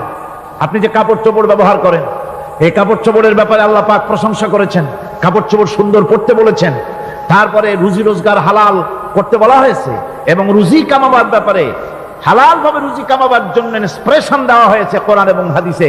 রাসূল করিম সাল্লাল্লাহু আলাইহি ওয়াসাল্লাম বলেছেন, আল কাসিবু হাবিবুল্লাহ, সহজে যে উপার্জন করে সে আল্লাহর বন্ধু। যে ব্যক্তি ঠেলা গাড়ি চালায়, কুলি মজুর রিকশা চালায়, নিন্দা নাই, তাকে নিন্দা করা যাবে না। রিকশাওয়ালাও একটা গুরুত্বপূর্ণ দায়িত্ব পালন করছে। কুমার, কামার, তাঁতি, জেলে, ধোপা, নাপিত সবাই কাজ করছে। প্রত্যেক কাজের সম্মান ইসলাম দেয়, সুবহানাল্লাহ কোন। সমস্ত কাজের সম্মান আছে, শুধুমাত্র সম্মান নাই চুরির কাজের, ডাকাতির কাজের, সন্ত্রাসের কাজের, চাঁদাবাজির কাজের, মাস্তানির কাজের। এই সব কাজ নিন্দনীয় এবং এই সব কাজ নিতান্ত বাজে কাজ। এ কাজের কোনো সম্মান নাই। সম্মান হচ্ছে নিজের হাতে কামাই করে সারা দিনে এক মুঠো খাবারও যদি খান, আপনার খাবারের চাইতে হালাল খাবার কারো হতে পারে না। আল্লাহর বন্ধু সোজা কথা না। আল কাসিবু হাবিবুল্লাহ, সহস্ত উপার্জনের এত বরকত। সেজন্য অর্থনৈতিক নিরাপত্তার জন্য সমাজের প্রত্যেকটি কর্মক্ষম লোককে কাজ করতে হবে। কি করতে হবে? নামাজ পড়া হয়ে গেছে, এখন আর বসে থাকা চলবে না, নেমে পড়ুন কাজের জন্য, আল্লাহর অনুগ্রহ অনুসন্ধান করুন।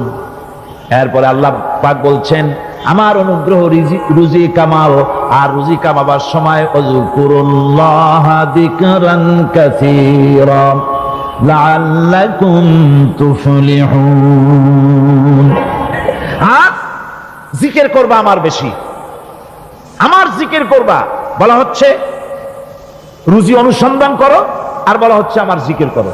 তো জিকির আর রুজি সন্ধানের ভিতরে সামঞ্জস্য কি? সামঞ্জস্যটা হচ্ছে এই যে আপনি যখন উযকুরুল্লাহ কাসীরান, আপনাকে বেশি করে জিকির করতে হবে। জিকির মানে কি? স্মরণ করা। জিকির মানে কি?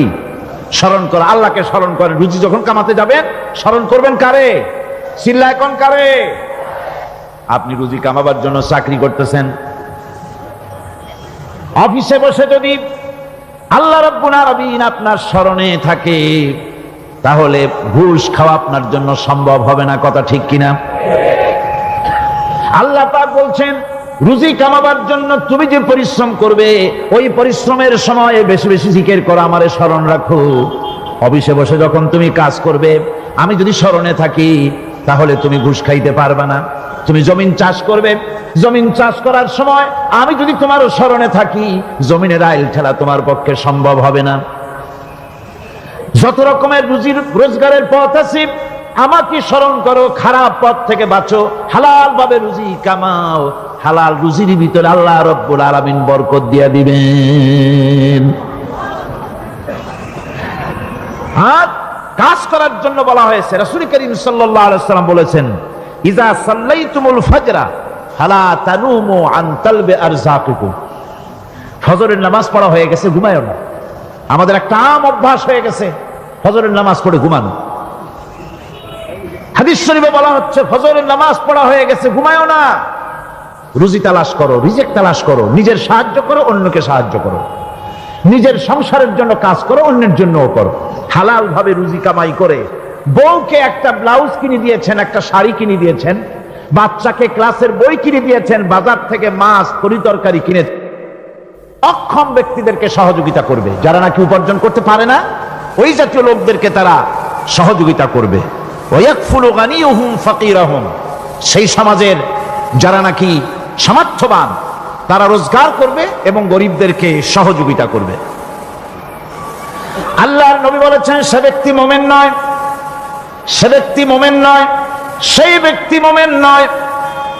সাহাবায়ে কিরাম হতচকিত হয়ে উঠলেন, প্রশ্ন করলেন নবীজি কোন ব্যক্তি মুমিন নয়?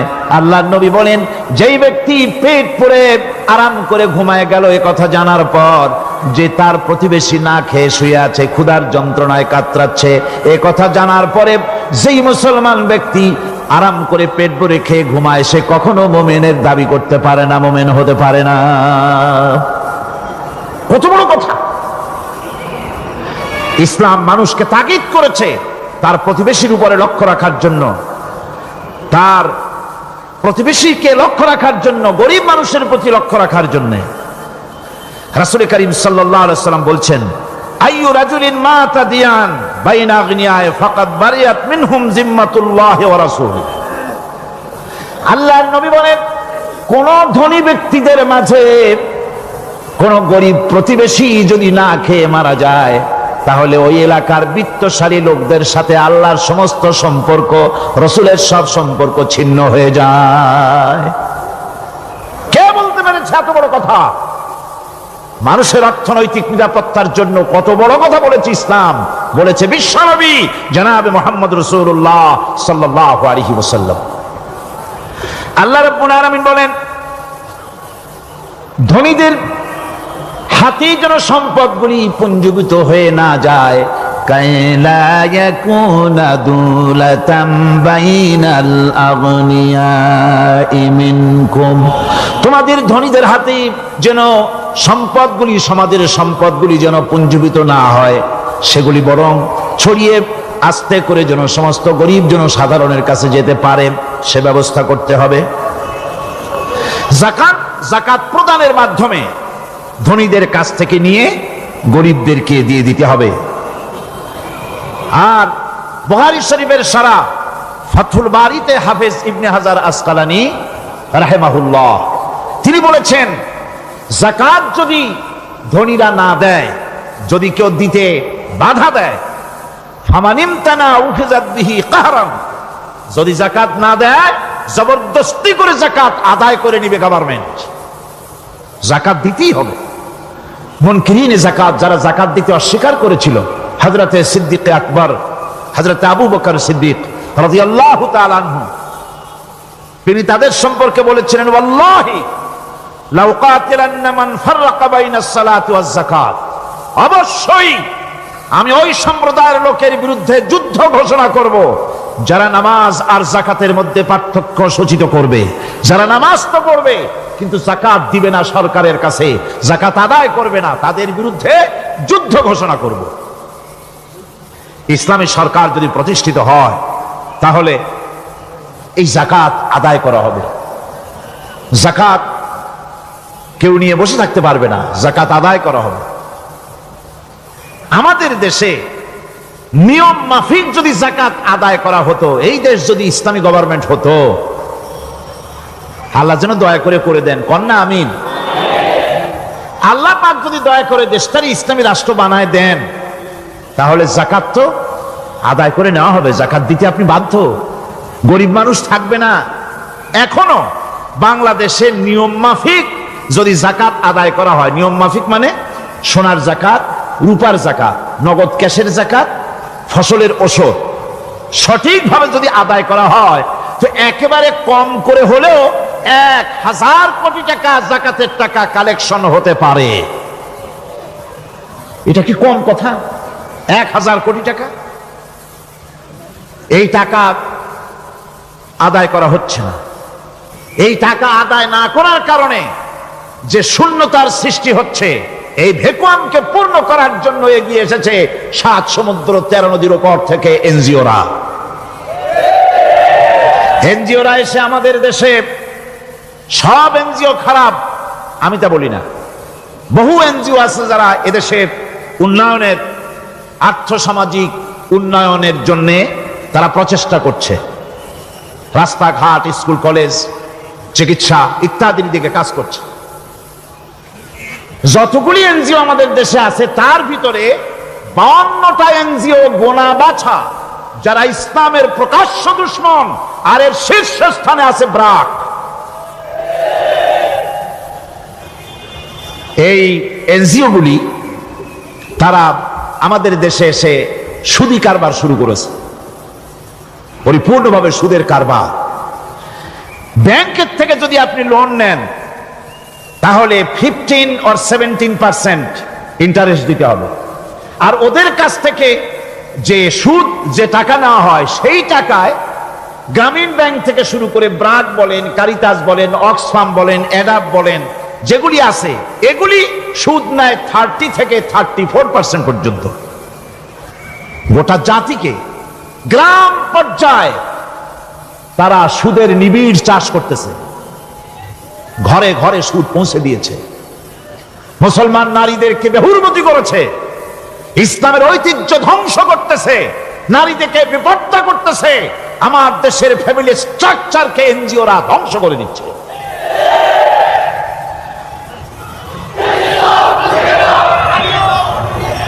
সুতরাং এনজিওরা এই সুযোগটা পেত না।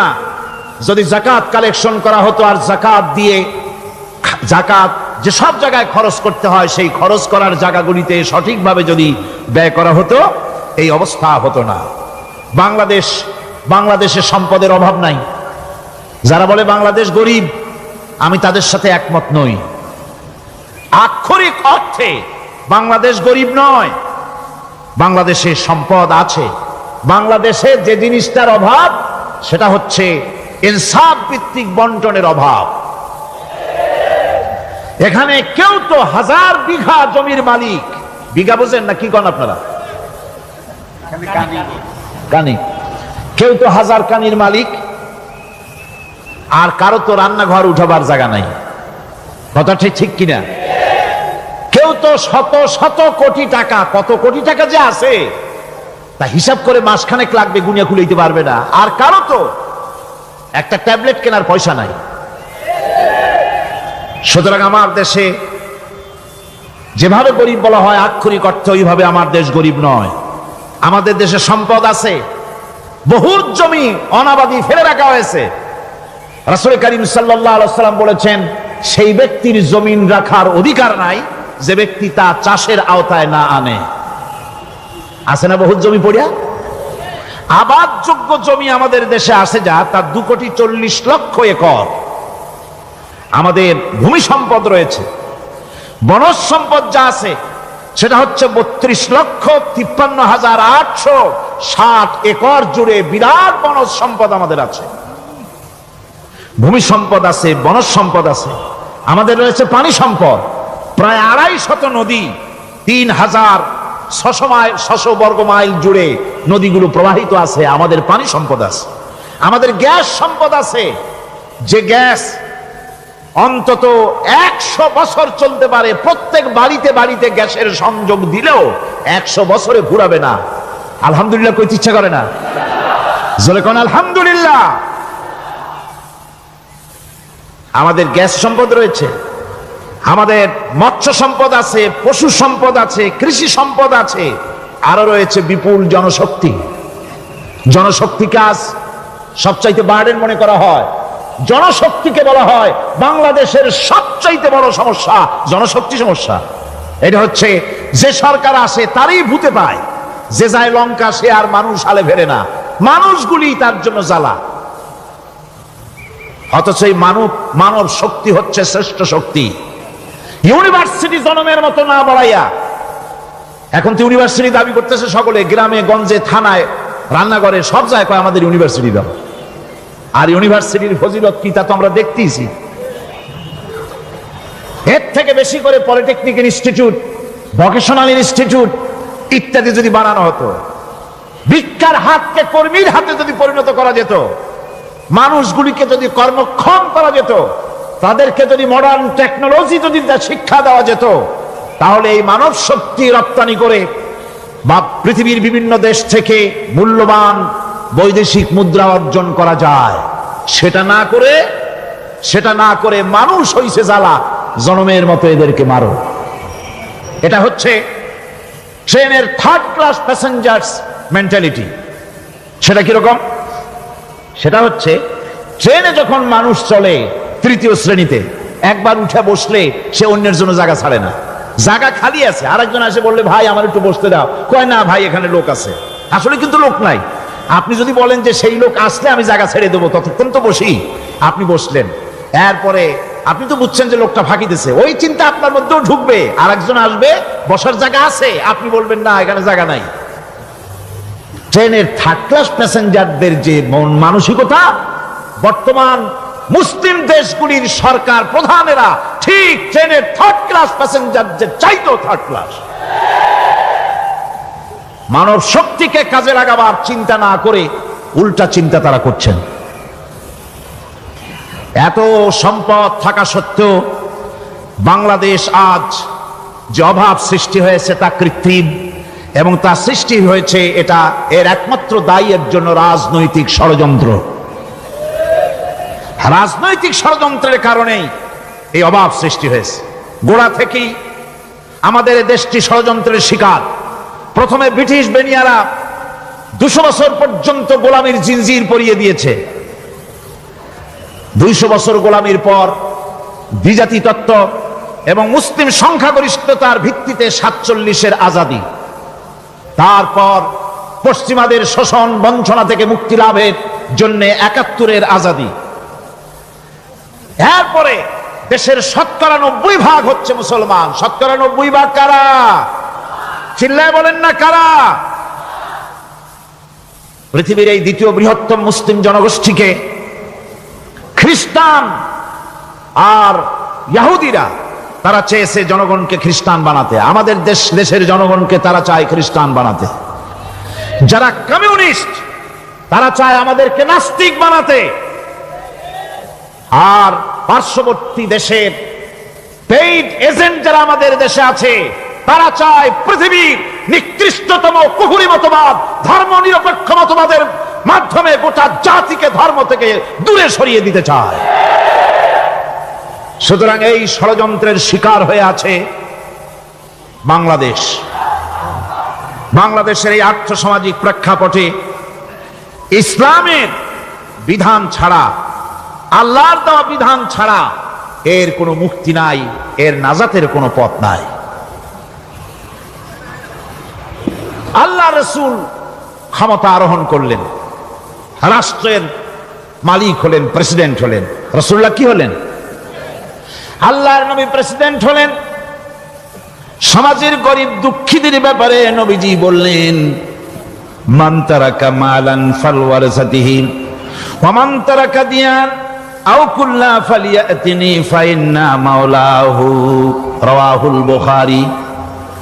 নবীজি বলেন, যে ব্যক্তি মারা গেল, মরে যাওয়ার পর তার যে সম্পদ থাকবে, এই সম্পদগুলি সে যে সন্তান, স্ত্রী, পুত্র যাদের রেখে গেছে তা তাদের জন্যে।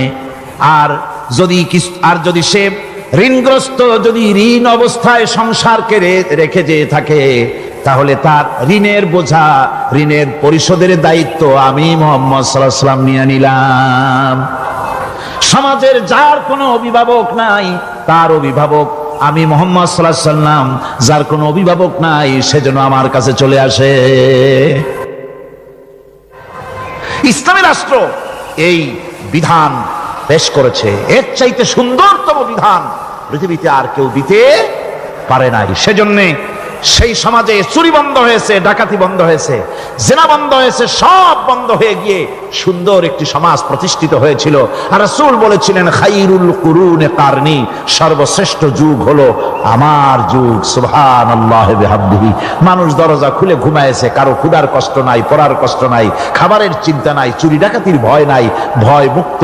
ওই যে গতকাল বলেছিলাম, যেমন একটা সমাজ আসবে, খাব্বাব চিন্তা করো না, আমি কসম করছি এমন একটা সমাজ প্রতিষ্ঠিত হবে যেই সমাজে চুরি, ডাকাতি, জেনা, ব্যভিচার, হত্যা, ধর্ষণ কোনো ভয় থাকবে না।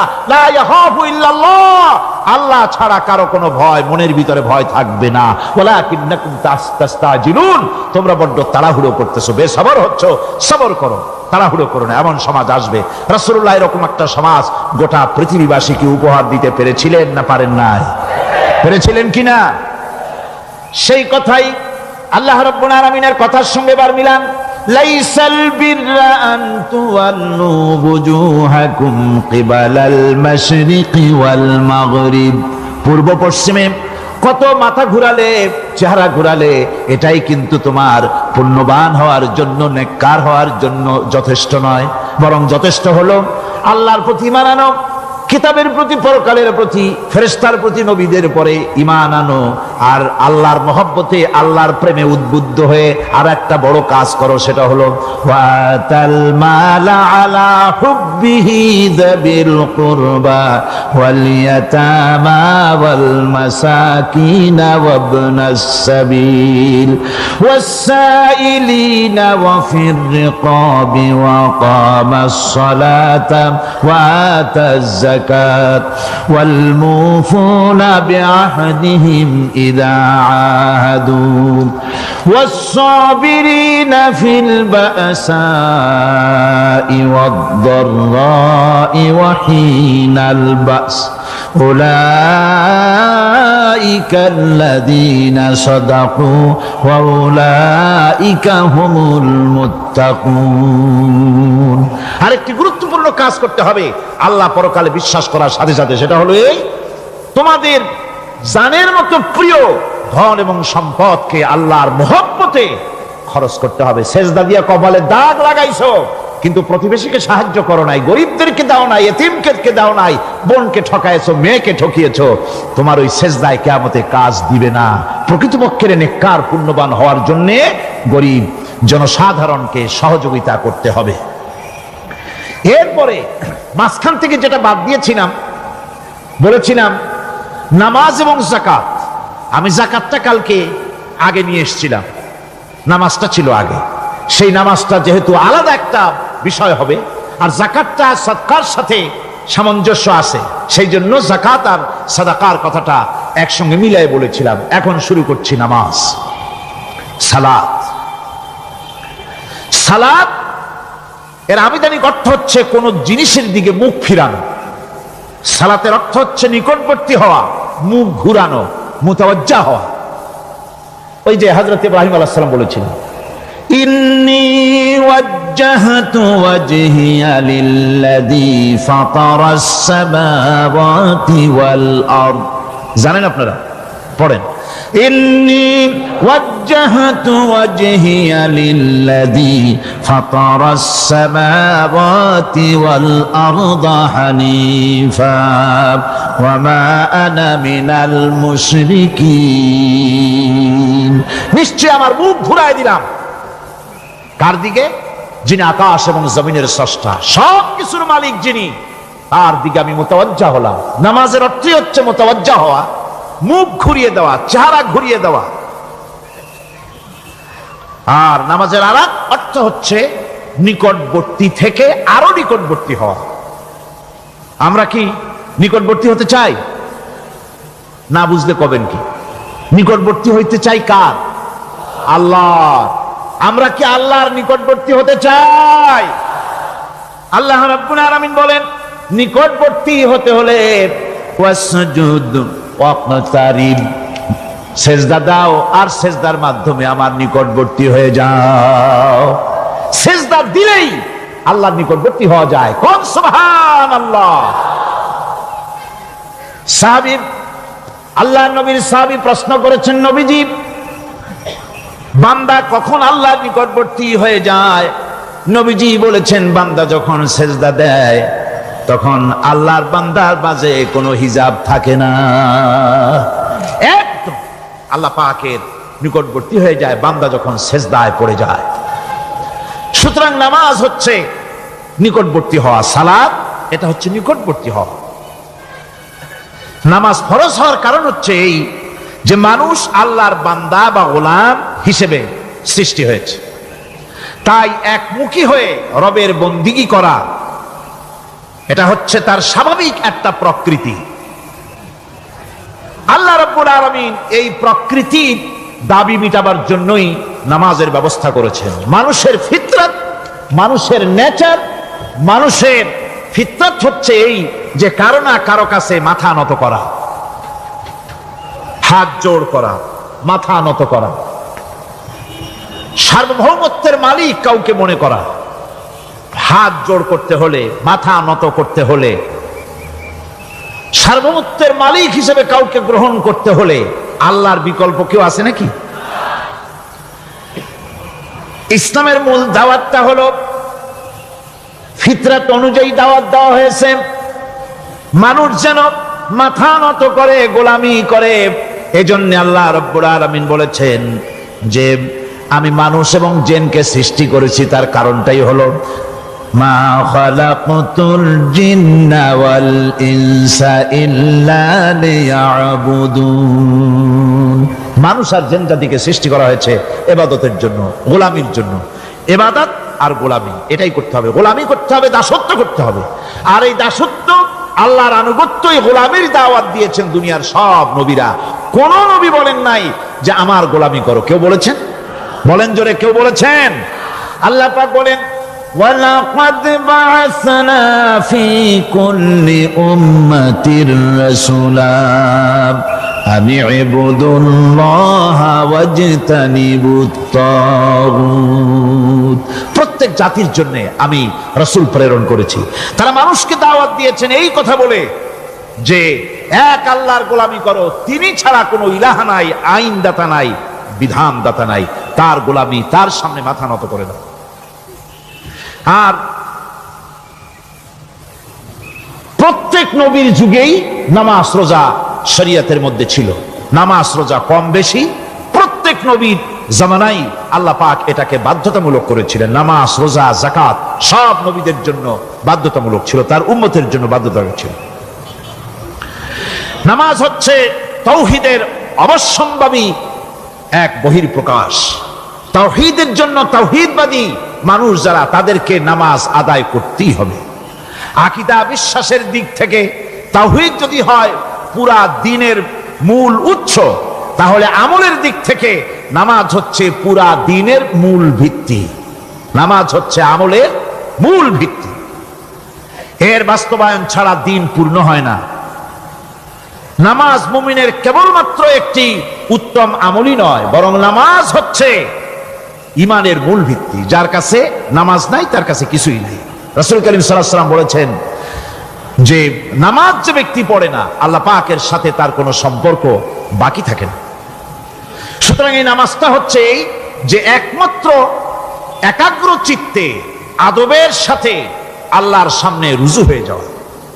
কোরআনে কারীম বলছে মুনিবিনা ইলাইহি ওয়াত্তাকুহু ওয়াকিমুস সালাতা ওয়া লা তাকুনু মিনাল মুশরিকিন।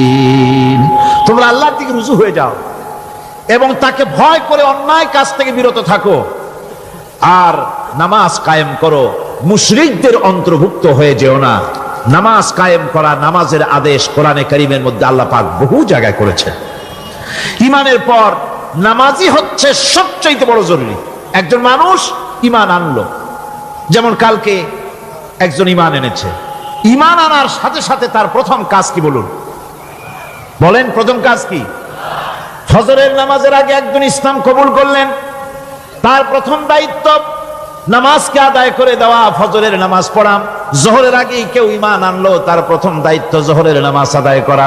আসরের নামাজের আগে ঈমান এনেছে, তার প্রথম দায়িত্ব হলো আসরের নামাজ আদায় করা।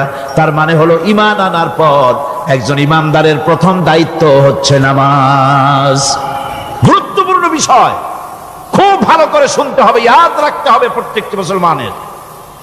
এই নামাজ কি জিনিস, কেমনে আদায় করতে হবে, আদায় না করলে কি হবে, গুরুত্বপূর্ণ এই কথাগুলি প্রত্যেকের স্মরণ রাখতে হবে। হযরত মূসা আলাইহিস সালামকে আল্লাহ রাব্বুল আলামিন ওহী প্রদান করলেন। যেদিন ওহী দিলেন, ওহী দিয়ে সেই মুহূর্তে আল্লাহ পাক তাকে শোনালেন, ইন্নানি আনাল্লাহ লা ইলাহা ইল্লা আনা ফা'বুদনি ওয়া আকিমিস সালাতা লিযিকরি। নিশ্চয়ই আমি আল্লাহ, আমি ছাড়া কোনো ইলাহ নাই, আমার গোলামি করো, আমার দাসত্ব করো আর আমার শরণার্থে নামাজ কায়েম করো। নামাজ নামাজ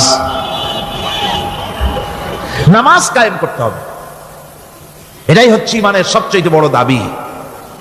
অন্যত্র আল্লাহ পাক বলছেন, কুল ইন্না হুদাল্লাহি হুয়াল হুদা ওয়া উমিরনা লিনুসলিমা লিরাব্বিল আলামিন। হে নবী বলুন, প্রকৃতপক্ষে আল্লাহর হেদায়েত হচ্ছে সঠিক হেদায়েত। সত্যিকারের হেদায়েত কার হেদায়েত? আল্লাহ পাকের হেদায়েত। এবং তার পক্ষ থেকে নির্দেশ করা হয়েছে যে সারা জাহানের মালিকের সামনে মাথা নত করে দাও। মাথা নত করবেন কার কাছে? আল্লাহ পাকের কাছে। ওয়া আনাকিমুস সালাতা ওয়াত্তাকুহু ওয়া হুয়াল্লাযী ইলাইহি তুহশারুন। আর নামাজ প্রতিষ্ঠা করো, আল্লাহ রাব্বুল আলামিনের ভয়তে সমস্ত অপরাধমূলক কাজ থেকে, অসামাজিক কার্যকলাপ থেকে বিরত থাকেও। আর একদিন মনে রেখো, তোমাদের সকলকেই আল্লাহ রাব্বুল আলামিনের দরবারে উপস্থিত হতে হবে। নামাজ ঈমান থাকা না থাকার প্রমাণ। ঈমান আছে কি ঈমান নাই এর প্রমাণ কি? নামাজ। আল্লাহ পাক বলছেন, ফালা সাদ্দাকা ওয়ালা সাল্লা ওয়ালাকিন কাযযাবা ওয়া তাওয়াল্লা। কিন্তু না সে সত্য মেনে নিল, আর না সে সালাত আদায় করলো, বরং সত্যকে মিথ্যা মনে করে ফিরে গেল। নামাজটাই হচ্ছে একজন মানুষের, সে মুমিন না কাফের তা প্রমাণ করার জন্য। এটাই হচ্ছে মূল কথা। কিয়ামতের দিন মানুষ যে জাহান্নামে যাবে, জাহান্নামের জন্য, জাহান্নামে যে সব কারণে যাবে তার মধ্যে বড় কারণ, কালকে বলেছিলাম, দেখি মনে আছে নাকি? বড় কারণ কয়টা? কয়টা? আলহামদুলিল্লাহ মনে আছে। আল্লাহ রাব্বুল আলামিন বলেন, ইয়াতাসাআলুনা আনিল মুজরিমিন। কিয়ামতের দিন অপরাধীদেরকে জিজ্ঞেস করা হবে, মা সালাকাকুম ফি সাকার, জাহান্নামে কেন আসছো?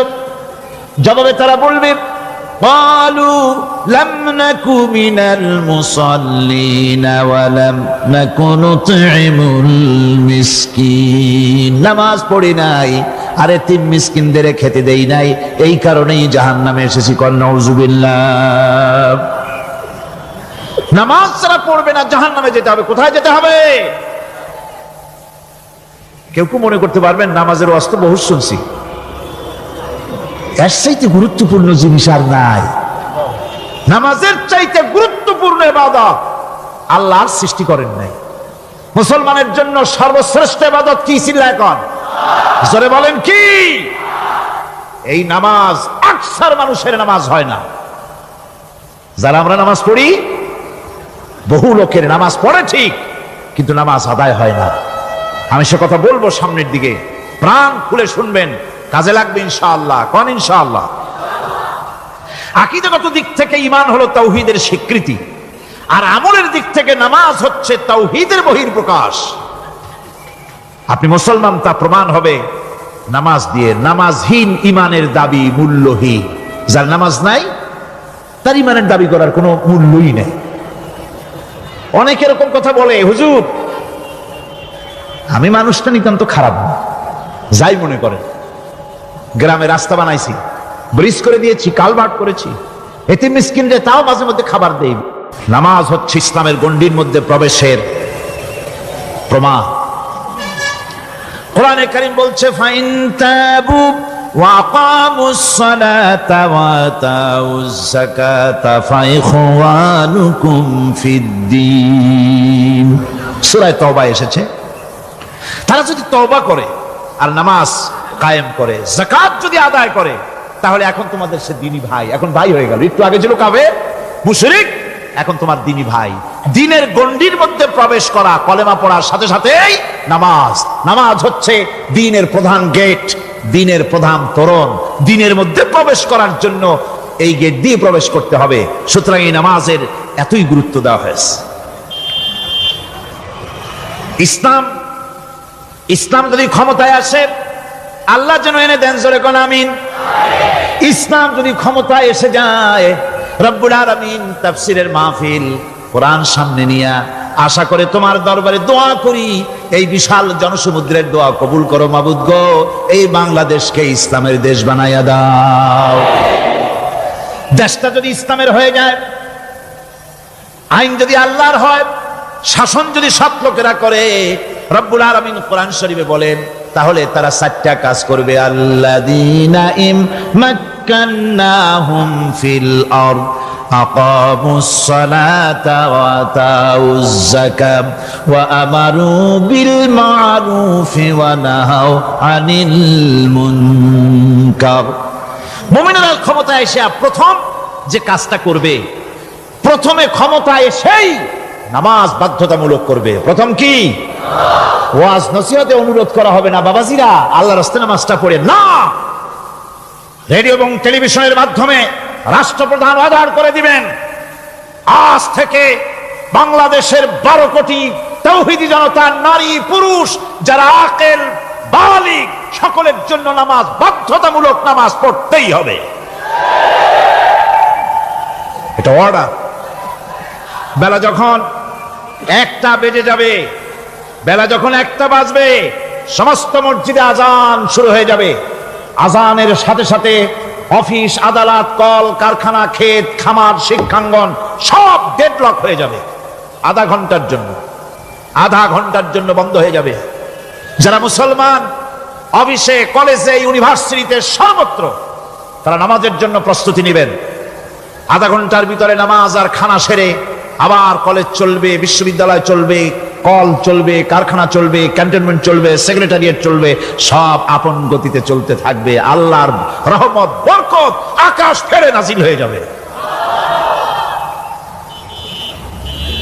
আর এই অর্ডার যে দেওয়া হবে, নামাজ পড়বেন সেখানে। থানায় যখন আজান হবে, থানায় আজান হয়ে গেছে, থানার স্টাফ, পুলিশ যারা আছে জামাতে খাড়া হয়ে যাবে, ইমামতি করবেন ওসি সাহেব। এসপির অফিসে এসপি সাহেব ইমামতি করবেন, ডিসি সাহেব তার অফিসে ইমামতি করবেন, মন্ত্রী সেক্রেটারিয়েটে ইমামতি করবেন, প্রেসিডেন্ট বঙ্গভবনে ইমামতি করবেন, বিশ্ববিদ্যালয়ের ভাইস চ্যান্সেলরের ইমামতিতে সে জায়গার মুসলমান ছাত্র ছাত্রী, শিক্ষক শিক্ষয়িত্রী এক জামাতে নামাজ আদায় করবে। এই যদি হয় চিত্র দেশের, অপরাধ থাকবে? থানায় ওসি সাহেব নিজেই যদি জামাতের ইমামতি করেন, এইভাবে নামাজ আদায় করেন পুলিশদের নিয়ে জামাতে, ঘুষ আর খাবে তারা? এসপি সাহেবের অফিসে, ডিসি সাহেবের অফিসে মন্ত্রীরা যদি ভাবে নামাজ কায়েম করে, তাহলে কি অন্যায় অপরাধ কিছু থাকবে সমাজে? থাকবে না। সুতরাং নামাজ বাধ্যতামূলক করে দেওয়া হবে। নামাজ বাধ্যতামূলক, সকলকে নামাজ পড়তে হবে। নামমাত্র মুসলিম জাতির রাষ্ট্র ক্ষমতা গ্রহণ করাই হলো ইসলামী শাসন ব্যবস্থা নয়। ইসলাম ক্ষমতায় গিয়া অমুসলিমদের উপরে শাসন জারি করবে, আর অন্যান্য সরকারের মতো আমোদ ফুর্তি করে রাস্তাঘাট বানায় টানায় সিটে শুয়ে থাকবে, তা না। রাস্তা হবে, ঘাট হবে, কলেজ হবে, সব হবে, কিন্তু যারা মুসলমান তাদেরকে নামাজ পড়তে হবে। গোটা জনগণকে শাসক আর শাসিত উভয় গোলাম হবে আল্লাহ। উভয় গোলাম হবে কার? তখন প্রেসিডেন্টের বাবার ক্ষমতা নাই নিজের কোন আইন চালু করে, পার্লামেন্টের বাবার ক্ষমতা নাই ইসলামের বিরুদ্ধে টু শব্দটি করতে পারে। সেখানে শাসক আর শাসিত, শাসক আর শাসিত হয়ে যাবে একজন এক হুকুমদাতার গোলাম। সে হুকুমদাতাকে ইনিল হুকুমু ইল্লা লিল্লাহ আলা লাহুল খালকু ওয়াল আমর। প্রেসিডেন্ট থেকে শুরু করে শাসক আর শাসিত সব আইন মানবে ওই আল্লাহ রাব্বুল আলামিনের, যিনি এই তামাম জাহান সৃষ্টি করেছেন। সৃষ্টি যার আইন চলবে সেই আল্লাহ রাব্বুল আলামিনের, এবং তার আইনের সার্বিক অনুসরণ করে চলতে হবে সকলকে। এক কথায় ইসলামী সরকারের সমস্ত ক্ষমতা ব্যয় হবে নামাজ কায়েম করা আর যাকাত আদায় করার ব্যাপারে। নামাজ যদি কায়েম হয়ে যায়, যাকাত যদি আদায় করা হয়, দুঃখ, দারিদ্র, কষ্ট কিছুই থাকবে না, বেকার সমস্যা থাকবে না। সমস্ত বেকারদেরকে চাকরি না পাওয়া পর্যন্ত বেকার ভাতা দেওয়া হবে। বুড়ো মানুষেরা যখন বুড়ো হয়ে যায়, ছেলের কাছে আদর নাই, বউর কাছে কদর নাই, আর ছেলে বউ বদদোয়া করতে থাকে, বুড়েরা মরে না কেন? আছেন আমাদের সমাজ। ইসলামী সরকার এলে পরে এই বৃদ্ধ মানুষদের ব্যবস্থা করা হবে, তাদের প্রতি এই ধরনের অসদাচরণ কেউ করতে সাহস পাবে না। সুতরাং নামাজ প্রতিষ্ঠা এবং যাকাত আদায় হলেই সমাজের অন্যায় অবিচার যা আছে তার 12 আনাই বিলুপ্ত হয়ে যাবে। কর আলহামদুলিল্লাহ। তখন চাকরিতে প্রমোশন হবে নামাজের ভিত্তিতে। এখন প্রমোশন হয় কে কত ঘুষ খাইতে পারে, কে কত সরকারের দালালি করে বিবেকের বিরুদ্ধে বিরোধী দলকে বেশি করে পেটাতে পারে, এর উপরে ভিত্তি করে প্রমোশন হয়। ইসলামী সরকার যখন আসবে, ইসলামী সরকার যখন প্রতিষ্ঠিত হয়ে যাবে, তখন চাকরির প্রমোশন নির্ভর করবে তার সুন্দর চরিত্র আর নামাজের পাবন্দির উপরে ভিত্তি করে।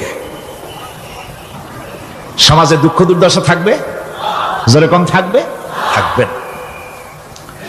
আমার ভাইয়েরা, নামাজ হচ্ছে আল্লাহ রাব্বুল আলামিনের সাহায্য লাভের একমাত্র মাধ্যম। আল্লাহর কাছে যদি সাহায্য পেতে চাই তাহলে নামাজ লাগবে। লাগবে কি কোন? وَلَقَدْ أَخَذَ اللَّهُ مِيثَاقَ بَنِي إِسْرَائِيلَ وَبَعَثْنَا مِنْهُمُ 12 نَقِيًّا وَقَالَ اللَّهُ إِنِّي مَعَكُمْ لَئِنْ أَقَمْتُمُ الصَّلَاةَ। আল্লাহ পাক বলেন, বনি ইসরাইলদের নিকট আমি ওয়াদা নিয়েছিলাম, তোমরা যদি মানুষদেরকে অসামাজিক কার্যকলাপ থেকে যদি তোমরা ফিরাইতে পারো, মানুষদেরকে অসামাজিক কার্যকলাপ থেকে তোমরা ফিরাবে। 12টা গোত্রের জন্য 12 জন নকিব নির্দিষ্ট করে দেওয়া হলো, তাদের দায়িত্ব দেওয়া হলো। মানুষদেরকে, সমাজের লোকদেরকে অন্যায় কাজ থেকে তারা ফিরাবে, ভালো ভালো কাজ করার জন্য তাদেরকে আদেশ করবে, অসামাজিক অধর্মীয় কাজ থেকে বাঁচাবার চেষ্টা করবে। এইটা যদি তোমরা করো তাহলে আমি তোমাদের সাথে আছি। শর্ত হলো একটা, তোমাদেরকে নামাজ কায়েম করতে হবে। নামাজ যদি কায়েম করো, আমার মদদ তোমাদের জন্য অবধারিত হবে। নামাজ প্রতিষ্ঠা করলেই আল্লাহর সাহায্য লাভ করা যায় জীবনের সকল ক্ষেত্রে। নামাজ হচ্ছে অপকর্মের প্রতিবন্ধক। নামাজ পড়লে অন্যায় কাজ থেকে বাঁচার পর, অন্যায় থেকে বাঁচায় কিসে? নামাজ। আল্লাহ রাব্বুল আলামিন বলেন, উতলু মা উহিয়া ইলাইকা মিনাল কিতাবি ওয়া আকিমিস সালাম ইন্নাস সালাতা তানহা আনিল ফাহশাই ওয়াল মুনকার। হে নবী, এই কিতাব তেলাওয়াত করো যা তোমার প্রতি অবতীর্ণ করা হয়েছে, এই কিতাব তেলাওয়াত করো আর নামাজকে প্রতিষ্ঠা করো। নিঃসন্দেহে নামাজ মানুষকে পাপাচার থেকে বাঁচায়া দেয়। অশ্লীলতা, পাপাচার থেকে মানুষকে বাঁচায় কে? জোরে চিল্লায় এখন কে? নামাজ। এই নামাজ মানুষকে অন্যায় কাজ থেকে বাঁচায় দেয়। নামাজ যে মানুষকে অন্যায় কাজ থেকে বাঁচায়, কেমনে বাঁচায়? আমরা যে নামাজ পড়ি, এই নামাজে তো আমাদেরকে অন্যায় কাজ থেকে বাঁচাইতে পারে না। নামাজি বহুত মানুষ আছে অন্যায় করে, করে কিনা? কর না, করে না? করে। নামাজি অথচ অন্যায় করে। আর আল্লাহ বলছেন নামাজিকে, নামাজ তাকে অশ্লীলতা থেকে ফিরায়। তাহলে কথা কারটা ঠিক? আল্লাহটা। জোরে বলেন, কারটা ঠিক? অবশ্যই আমার আল্লাহর কথা হক। আমি ভুল করতেছি, আমি যেন কোথাও ভুল করতেছি, সামথিং ইজ রং, কোথাও যেন আমরা ভুল করে বসতেছি। সেই ভুলটা কি আমরা আবিষ্কার করতে চেষ্টা করবো ইনশাআল্লাহ। প্রথম যে কথাটা সেটা হচ্ছে যে আমরা যা নামাজে পড়ি আমরা তা বুঝি না। কথা ঠিক কিনা? আমি যদি এখন প্রশ্ন করি সামি আল্লাহু লিমান হামিদা অর্থ কি, কন? ফার্স্ট ডিভিশনে কয়েকটা লেটার নিয়ে ফেল করবেন, এরকম লোক আছেন না নাই? সুবহান রাব্বিয়াল আলা অর্থ কি জানি না, সুবহান রাব্বিয়াল আযীমের অর্থ কি জানি না, দোয়া কুনুত অর্থ কি জানি না, তাশাহুদ অর্থ কি জানি না, সূরা ফাতিহার অর্থ কি জানি না। এমন কি উজুর মধ্যে কয়টা ফরজ তাও অনেকের জানা নাই। কথা কি বেশি বললাম না ঠিক বলছি? একজনের জিজ্ঞেস করলো, মিয়া উজুতে কয় ফরজ? কয় হুজুর কি মনে করেন, যে বুঝি জানি না, এটা তো সাধারণ ব্যাপার। বলেন না কয় ফরজ? কয় হুজুর তো 17 ফরজ। কি কি? কয় হাত ধোয়া, পাও ধোয়া, মুখ ধোয়া, নাক ধোয়া, চোখ ধোয়া, জিহ্বা ধোয়া, মাথা ধোয়া। বলতে বলতে গুনে দেখা গেল প্রায় 19টার মতো বলছে। বলা হলো মিয়া বললেন আপনি উজুতে ফরজ 17টা, কইলেন আপনি 19টা। কয় হুজুর জানি আরো, বলি না আপনাদের ভয়তে। উজু জানে না, নামাজ জানে না, তাকেই নামাজ কেমনে ফিরাবে অন্যায় কাজ থেকে? কথা বুঝতে পেরেছেন? নামাজে কি পড়ি? নামাজে দাঁড়ায় গেলাম, আল্লাহু আকবার, অর্থ কি? চিল্লায় কন্যা আল্লাহু আকবার। এরকম না, মুসলমানের মতো গলা ছেড়ে দিয়ে চিৎকার দিয়ে বলেন আল্লাহু আকবার। এই আল্লাহু আকবার, আল্লাহ সর্বশ্রেষ্ঠ, তার চাইতে বড় আর কেউ নাই। এই কথা দিনরাত 24 ঘন্টার ভিতরে শত শতবার বলি, একবার দুইবার না, শত শতবার বলি আল্লাহ সর্বশ্রেষ্ঠ। এই কথা বলার পরেও মনের মধ্যে অন্য কেউ বড় হয়, আল্লাহর বড়ত্ব যেভাবে মুখ দিয়া বলি ওইভাবে কার্যত পালন করি না। নামাজে আল্লাহু আকবার বললাম, এরপরে সানা পড়লাম, তারপরে সূরা ফাতিহা পড়লাম। সূরা ফাতিহার ভিতরে যে সমস্ত কথাগুলি বললাম সেই কথাগুলি বুঝি না, কি বলেছি তাও জানি না। এরপরে সুবহান রাব্বিয়াল আলা বলেছি, সুবহান রাব্বিয়াল আযীম বলেছি, সামি আল্লাহু লিমান হামিদা বলেছি, অর্থ কি জানি না। আল্লাহ তা শুনতে পান, যে ব্যক্তি আল্লাহর প্রশংসা করেন তিনি তা শুনতে পান। নামাজের মধ্যে আইডিয়া দেওয়া হচ্ছে, তুমি যে আল্লাহর জন্য নামাজ পড়তেছো, প্রশংসা করতেছো, এটা এমন নয় যে আল্লাহ পাক দেখছেন না বা শুনতেছেন না। তুমি যা বলতেছো, প্রশংসা করতেছো, আল্লাহ পাক তা শুনতে পাচ্ছেন। সামি আল্লাহু লিমান হামিদা, সুবহান রাব্বিয়াল আলা, আমি মহান সর্বশ্রেষ্ঠ আল্লাহ রাব্বুল আলামিনের পবিত্রতা ঘোষণা করছি, আমি তার প্রশংসা করছি। সূরা ফাতিহার কি আমরা বলি আপনারা ব্যাখ্যা দেখে বুঝে নিয়েন, সেগুলি আমি এখানে বলে বাকি কথা সব শেষ করতে পারবো না। এরপরে আমরা নামাজের মধ্যে দোয়া কুনুত করি। সেই দোয়া কুনুতে যে কি ওয়াদাটা করি, অন্তত আমার তো মনে হয় সাধারণ মানুষের মধ্যে 99.9 লোকেরা জানে না দোয়া কুনুতে কি পড়ে, অর্থ বোঝে না। দোয়া কুনুতের মধ্যে বলা হচ্ছে আল্লাহুম্মা ইন্না নাস্তাঈনুকা, হে আল্লাহ আমি তোমার কাছে সাহায্য চাই। কার কাছে সাহায্য চাই? আল্লাহর কাছে সাহায্য চাই। নামাজের ভিতরে বলতেছেন, এই কথা যদি অর্থ আপনি জানতেন যে তোমার কাছে সকল ব্যাপারে সাহায্য চাই তোমার কাছে, এই কথাটা যদি মনে প্রাণে বুঝতেন, তাহলে দুনিয়ায় কোনো মাজারে গিয়া মরা জিন্দা মানুষের কাছে গিয়া নিজের ছেলে মেয়ে চাইতেন না, চাকরির উন্নতি চেতেন না।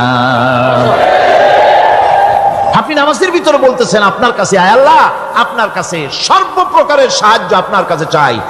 নামাজের ভিতরে কিসের মধ্যে বলতেছেন? বিশ্বাস যদি করতেন, যদি বুঝতেন, তাহলে যত বড় পীর আসুক দেশ থেকে আর বিদেশ থেকে, সন্তান চাওয়ার জন্য পাগল হয়ে পায়ের উপরে পড়ে থাকতেন না, আল্লাহর কাছেই চাইতেন। কার কাছে চাইতেন?